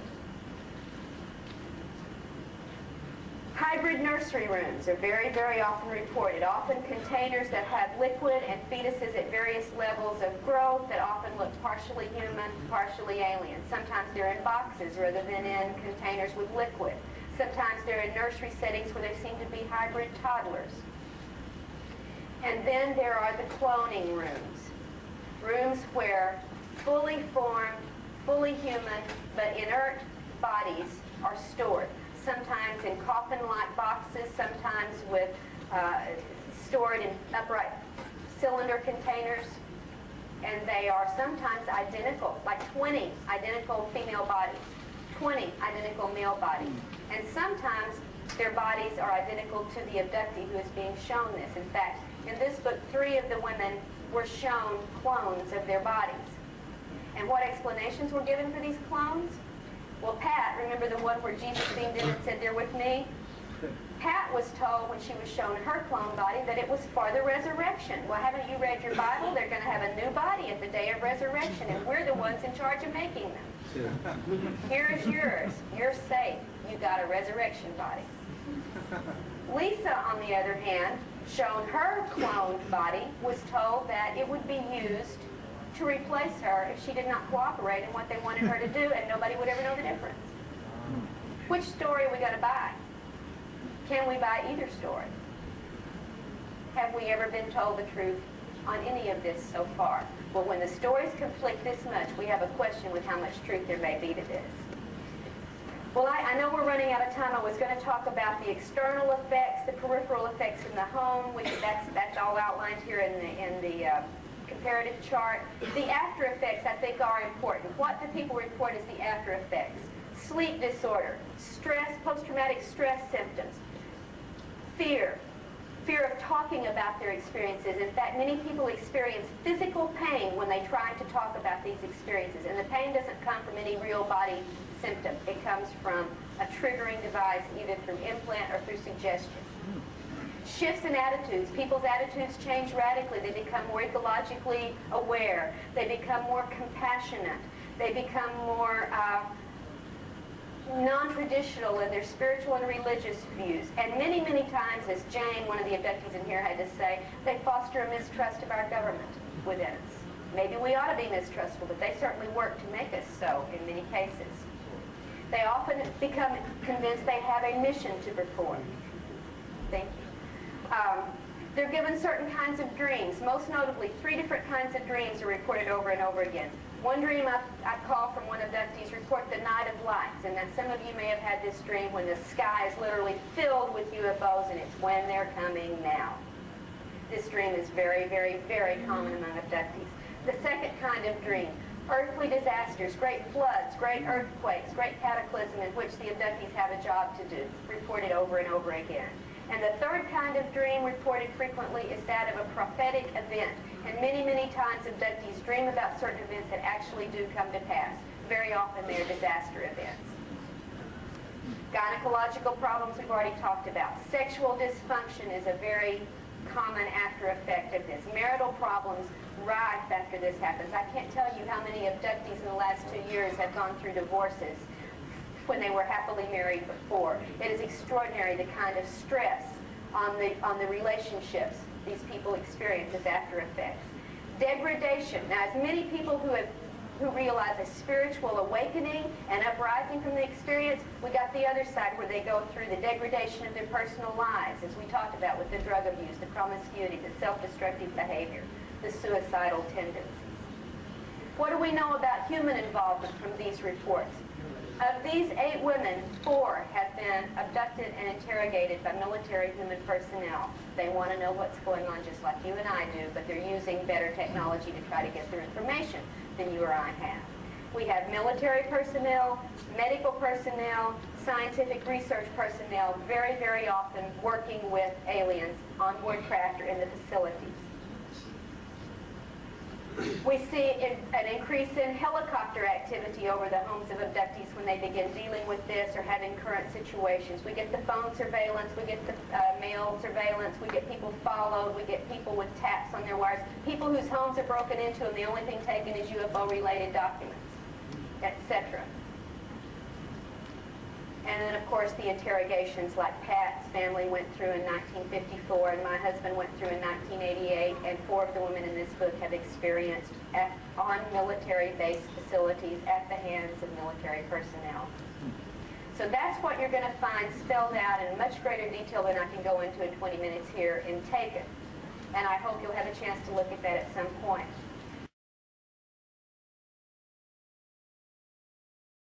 The book that will be out next month is called Masquerade of Angels. Barbara and I have been working on this for a couple of years now, and it's an ongoing research project.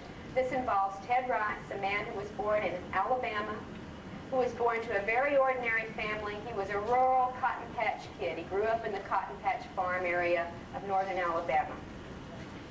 But from a very early age, he began to have a series of extremely paranormal events. Before he was even in school, these go back, and we go through, in Masquerade of Angels, we go through very thoroughly documented instances of paranormal events in his life. And these things led him, molded the journey he went on in his life, and brought him to where he was a psychic worker, a light worker, if you will, trying through his psychic talents to lead people to understand there's more to this world than we think, that when you die, it's not the end, that we get communications from the dead who've gone on to the other side, and here's proof. I can give you proof through my psychic readings, and Ted did this for 20 years, very happily, very successfully, and believing that he was being guided by spirits, with God's blessing, to do this work. Now, in 1989, something happened. Ted was in Shreveport, Louisiana at this time, and suddenly he started having experiences that weren't like the old spirit guide contacts he'd been having all these years.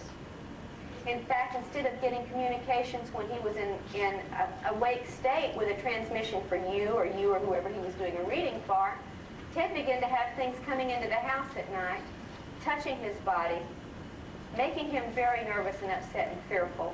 Little lights of balls of light coming in and floating through the house like probes. Then he began to have communications that he couldn't remember when he would wake up. And the spirits had never worked like this with Ted. When they had a message, they made it clear and he delivered it. All of a sudden, he's getting information put into his brain, and when he wakes up, he can't retrieve it. And this is wrecking the poor man's health. If night after night you were being awakened, being touched, being probed, being prodded, being talked to, and then had to get up at 7:30 and go to work, you begin to go downhill. Your health declines, your mental acuity declines, your ability to work declines, and he was finding himself on the edge of a nervous breakdown from this repeated nightly intrusion activity, unlike anything the spirit guides had ever done to this man before. And he finally reached a point of exploding. I mean, he couldn't take this anymore. He even moved. He was in a trailer at the time, in a very nice trailer park in Shreveport. And he thought, well, maybe if he moved to a different spot, this would leave him alone. So he moved his trailer. And he set up his trailer, but he was still afraid to stay alone because of all this activity that had been going on and how freaked out he was by it. And he asked a friend to stay with him for a few days after they moved in. This was 4 nights to make this move and set up everything. And after they finally got it settled, they were just about to relax and sit down, watch a little TV, and get ready for going to bed that night, when all of a sudden here comes the little blue probe light again. And this time, after he's gone to all the trouble to move and get away from it, Ted lost his temper. He was tired, he was on the edge of breaking up, and here comes this thing again, and he finally screams out, "I've had enough.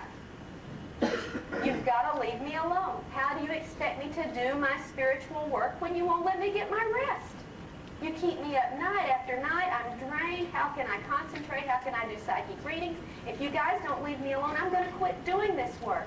He said, "Give me a break. For God's sake, go pick on the neighbors for a change and leave me alone." And lo and behold, in the middle of the night, Ted was waken up, abducted out of the house by entities that he had never seen before, taken to a field near the trailer park where he sees other little alien creatures bringing his neighbors. And they gather the neighbors on board the craft and say, "Is this satisfactory?" At that point, Ted blacks out. When he comes to, he's being delivered via the craft back to the neighborhood, and they're dropping off all the neighbors one by one at their house, and Ted is the last one. And he gets up the next day and says to his friend who's had staying with him because he's been too nervous to stay alone, "You won't believe what happened to me last night." Now, of course, the man didn't believe him. Now, they had just moved into this area. He had not met any of the neighbors. He said, "I would think, you know, these beings came in and took me to a spaceship." He said, "I think over there past those woods is where they took me to." And the guy said, "Nah, there's nothing but woods over there. There's nowhere for a UFO to land." And Ted said, "Yes, there is. I've been there last night. Let's go look." And his friend agrees to go with him, but there comes a sudden downpour. I mean, a downpour. If you've ever been in Louisiana, that's where it knows how to rain. And it was several days before it was dry enough for Ted and his friend to go through the woods and see if there was this place that Ted remembered from his event. And sure enough, there it was, a large field. Now, they didn't see any UFO traces, so they said, maybe it was just a dream. That week, for sale signs began to go up all up and down Ted's street. And within a matter of a very short time, all but 2 of the original neighbors were gone. Now, he had assumed this was only a dream, so he didn't pursue it. Several months later, he gets to know some of the neighbors by then, and he's chatting with some, and there's a couple who are still part of the original, the only 2 others who were left from the original night, and they're chatting, and one of his friends says, "Hey, Unsolved Mysteries is coming on. They're going to talk about UFOs. Remember that dream you had? You want to come hear this?" Ted says, "Yeah." And he invites the neighbors who have 2 little young children in to watch it with him. They watch it. The neighbors get up to leave, and as they're leaving, the woman says, "You know, that reminds me. Several months ago, my little daughter told me about the night the spacemen came and took her and everybody in the neighborhood for a ride." And Ted said, "Can I talk to the little girl? Can I hear from her?" And they brought the little girl in, and she recounted the story. And then they remembered that a relative had been visiting that weekend, a teenager sleeping on the couch in the living room. And she said, "Yeah, and that was the same weekend my cousin said, what were all those little kids doing in the house last night, and where'd that blue light come from?"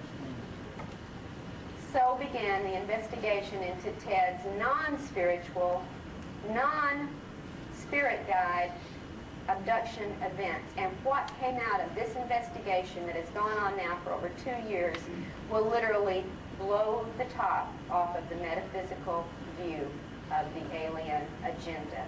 And I exhort you to read it. If somebody will give me a grant, I'll give you the books for free. I think it's that important that you read what we have discovered about what goes on with this agenda, what they're doing with the black box, what they're doing with the cloning, and what they're doing with our souls. and I mean our souls. And I think we're going to find out that we have never yet fully understood what this soul energy is all about. And we're in for a surprise when we find out what can be done with the manipulation of our soul energy by these beings and why they may be doing it. And of course, since I do hope you'll look at the book, and I only have 2 minutes left before we go to question and answer, I cannot go into all of the details. I don't mean to be a tease, but this is a story that would take a week to tell you. But I'll tell you, it starts with one of the New Age prime stars and takes you on a journey that's going to turn you 180 degrees around on what you think is going on with these spirits, these aliens, and this masquerade of angels that so many of us, with our good hearts and our good love, have accepted at face value. And my message to you is nothing at face value. They can deceive, they can use illusion, they can control how you respond, what you see, what you feel, and what you remember. And if you're going to take any of it at face value, I got a bridge I want to sell you. And I thank you, and I'll be happy to take questions and answers at this point.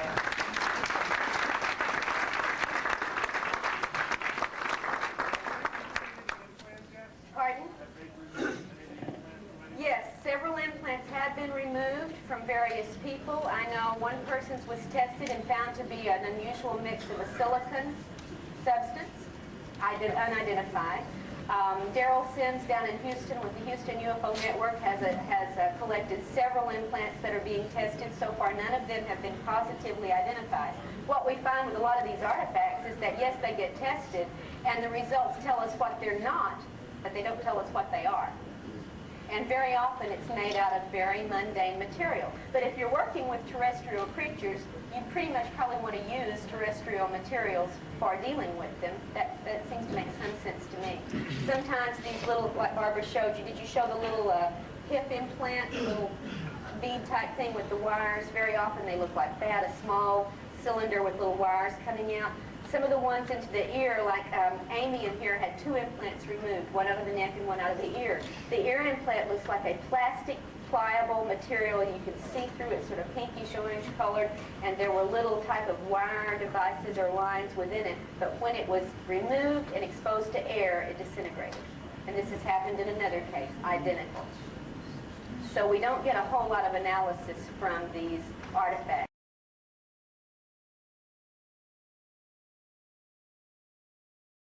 They're proved to be mundane material, or they mysteriously vanish. The slag, for instance, that's left often after a UFO landing, there will be metallic slags left. We've done some testing, and other people have done testing on those. They always prove to be very mundane material. In one case, I tested with Angie, who has had cattle mutilations and landing trace burns that where things wouldn't grow for a couple of years on the ground among her abduction experiences. The bubbly slag stuff proved to be industrial-grade aluminum, just like you'd find if you melted a tin can. So we don't learn a lot from the artifacts. Any other questions? Yes, sir? I'm just curious, can aliens reverse death? Reverse death? I mean, we've heard about their healing powers. Can they bring back people from the dead? Yeah, it's exactly the cases. Not that I'm aware of, no. They can reproduce the body through cloning, however. And then it looks like the person's back from the dead. Now, whether there's a soul in there or not, something we might want to talk about. Yes, sir? I would like to insert something here. Well, I'm supposed With to... the implants. Yes, sir. Because it's been reported to be by some of the radiologists that they're using X-ray on the implants rather than try to cut them out. Right. And it's been very successful because the X-ray explodes some of the contents of these implants. So if you can get a radiologist to cooperate with it, it's better sometimes than surgery trying to get that. Well, yeah, surgery... So I thought I would like to report that while we're on this. Right, we know of some people who have implants like so close to the optic nerve that they can't be removed without blinding the person. Sometimes in inoperable parts of the brain, they show up on an MRI or other kinds of scans, but they're in places you can't get to without killing the person. Sometimes they are removable in other parts of the body, but even when we get them out, we don't know what they do. Analysis doesn't tell us. So it's sort of a moot question at this point. What are the implants doing? Yes, ma'am. In the 50s, probably about 56, my sister and I were mesmerized by this movie. It was basically an implant for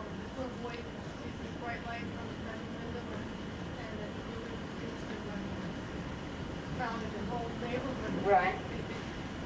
And I think so. And but that was a lot of what that was a movie that was it based on reality or is this somebody?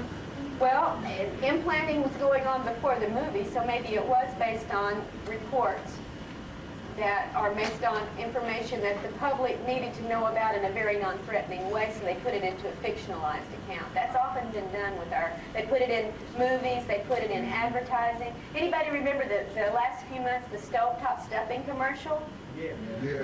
Two little boys are sitting out on the steps, and one of them says, I wonder why moms quit making stovetop stuffing for dinner anymore. And the other kid says, maybe she was abducted by aliens and replaced with a mom look-alike. And then they go into dinner and mother says, we've got stovetop stuffing for dinner, and the little boy says, Mom, you're back. She smiles evilly and says, what did you expect, an alien?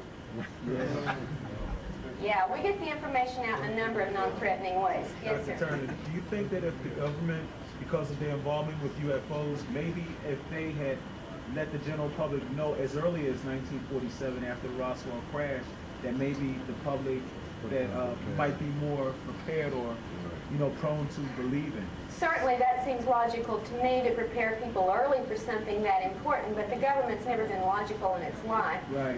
Their idea is you keep a lid on it till you have control of it, and unfortunately they couldn't get control on it. So we're left with the lid, and the lid is a whole lot looser and a whole lot heavier now than it used to be. I think one of the things we have to really work on, since they're not going to do it directly, is us educating each other. What can people do about this phenomenon? The first thing they can do is wake up and do their homework. Read the material that's out there. Connect with the people who are doing the research and having the experiences. Educate yourself first. Educate your family second, and then take it to the streets and educate your community, because you cannot go and demand official recognition or response or action until there is an outcry at a strong enough level that these people are scared enough for their jobs that they're going to respond to you. Just like in any other political situation, if you want action, you've got to bring pressure, and you can't bring pressure till you've got information.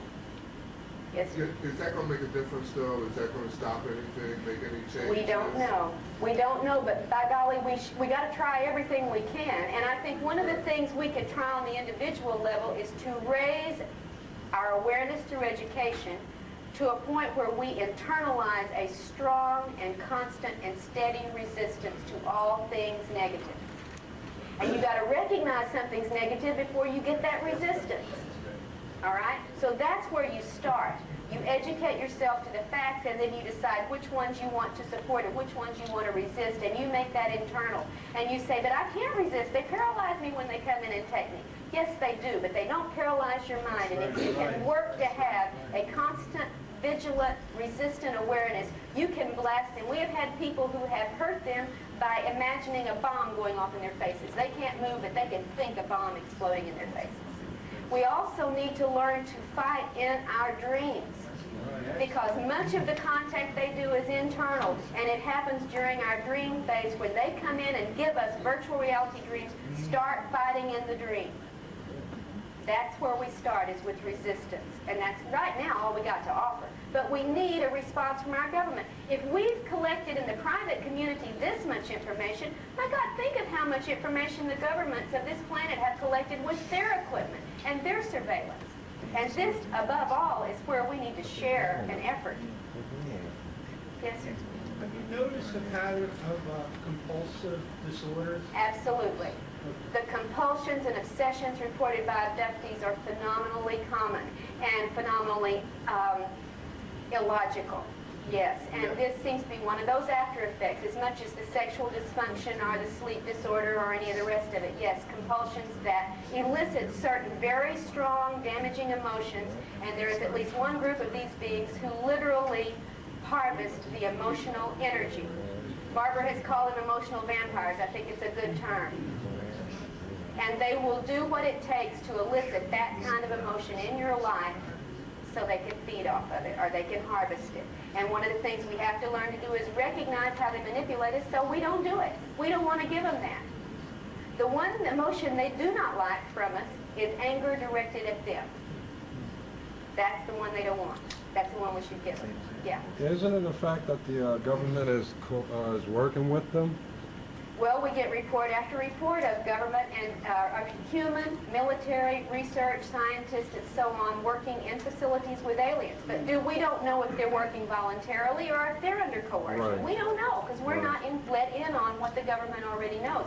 If they're working with them and cooperating with them, why in the heck are they taking all these abductees and asking us what we know about it? Right. You don't have to ask what your allies are doing. They're your allies.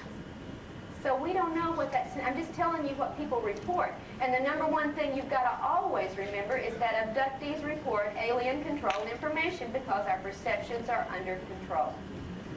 We've got to not take it at face value. There are ways, through hypnosis and through other methods, where you can probe under these screens, under these illusions. But it's not easy, and it takes a lot of work, and it takes some expertise.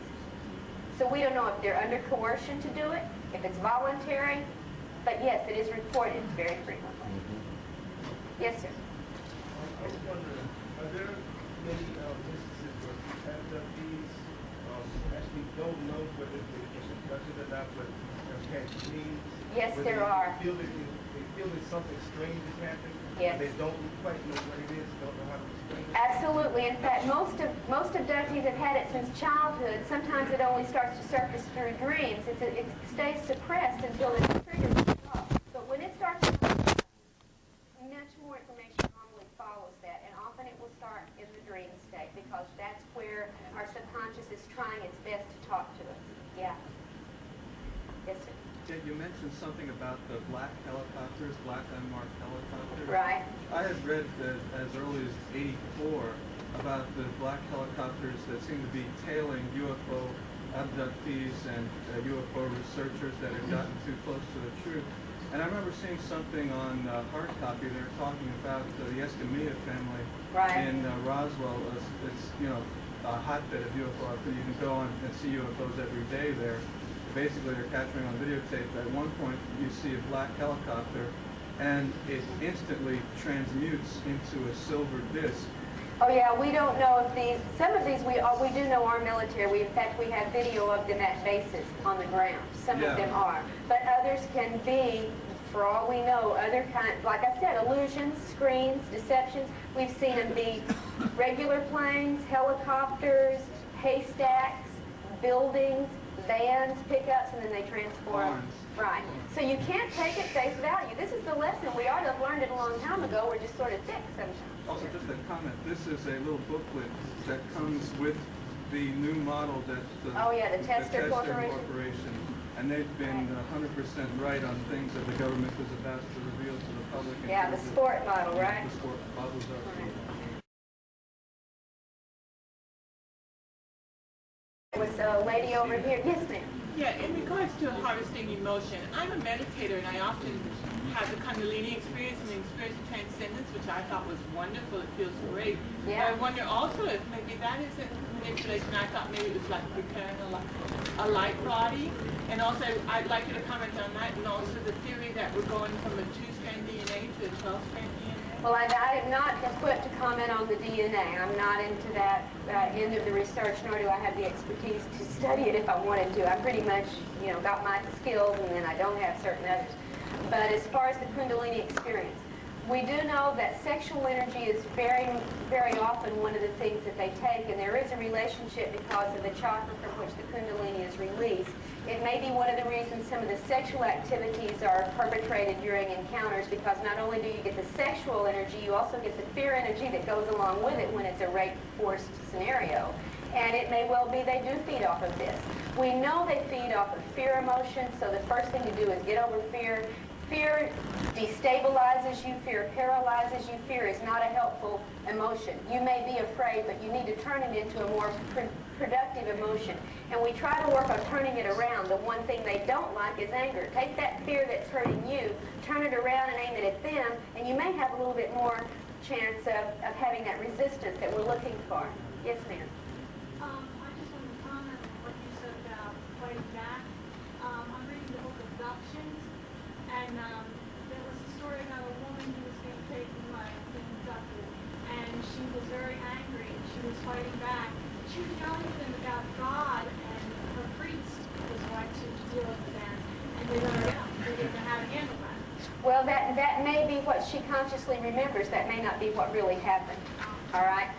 That's just what I wanted to always caution you. We report alien controlled information. They let us think a lot of nice things. They let us think certain things work. But I have other cases where people have prayed to Jesus and called on Jesus while this was going on, and the aliens have laughed at them. We had a man, Ted Rice in Masquerade of Angels, was to the point where he was devoutly praying. Most of the time he was awake and not at work. He would go to bed with 11 Bibles on his bed, holding a cross, a 2-foot-long wooden cross, and it didn't stop a darn thing. And these are people with real faith, not people who are faking it. I'm trying to get everybody a chance. Yes, sir? Yeah, I want to not discredit, because I enjoyed listening to both you and Barbara. And, thank you for coming, and I believe everything that you have to say. Well, I'm not asking you to believe it, I just glad you listen.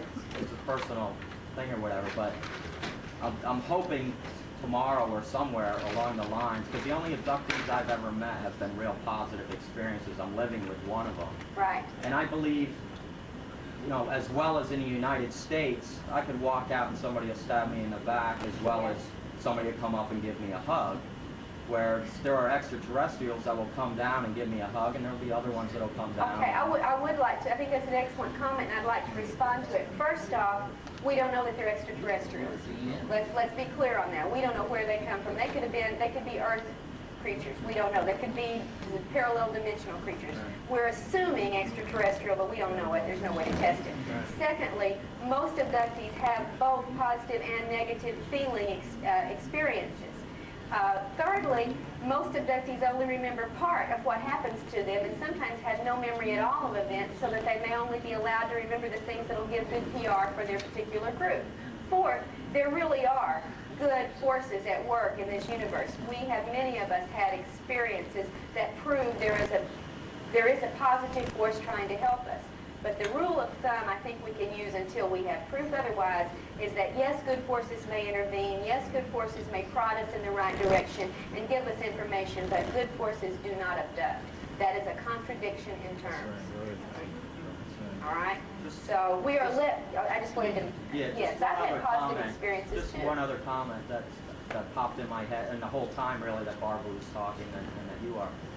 I haven't heard anything that either of you have said that isn't what we are doing, either to ourselves or to animals or anything, it seems weird, or a hypocrisy, not saying that you or I or whatever. Right, you mean the human race. Yeah, the human race as a whole. I mean, we're getting a pretty good, clear picture to somebody looking at it. Oh, these guys must like cutting each other up, and let's we go also down and have a pull great an arm deal of off and see what happens. hypocrisy on the part of the aliens, too, by the way. Let's not forget that. So maybe that we are kin more than we think. On the one hand, they accuse us of destroying our planet, and they're going to have to do something to change it. On the other hand, they turn around and say, you are our creation, we made you what you are, you belong to us. Well, they made us what we are, and they made us destroy our planet? Yeah. I mean, you got to have some logic when you start listening to what they're saying, because they're very contradictory in their communications. And they're here to save our planet. Well, they've been down here working en masse, very furiously, at least since the 40s, probably since the turn of the century, if not hundreds of years before. And they've been promising for the last 15 years that we're auto elevating, we're going to this next level, and they're here to make the world a better place. And have you noticed the world getting to be a better place? They're very inept if that is their job. And they seem to be very stupid if they have to do the same kind of experiments that they are claiming are merely experiments over and over and over again. Somebody, I think it was Daryl Sims, estimated that the average IQ based on the performance of at least the ones that come in and do most of the work ranges around 87. And that's on a good day. And by the way, those little gray things that come in and do the work with you may not be extraterrestrial at all. We have evidence from several abductee reports that that is what they're doing with the sperm and ova that they're taking. They're not hybridizing their race. They're not hybridizing our race. They're making their version of the robotic android machine, and that's why those little things look so darn fetal and why they are programmed. They're like dedicated android or robotic computers made out of us.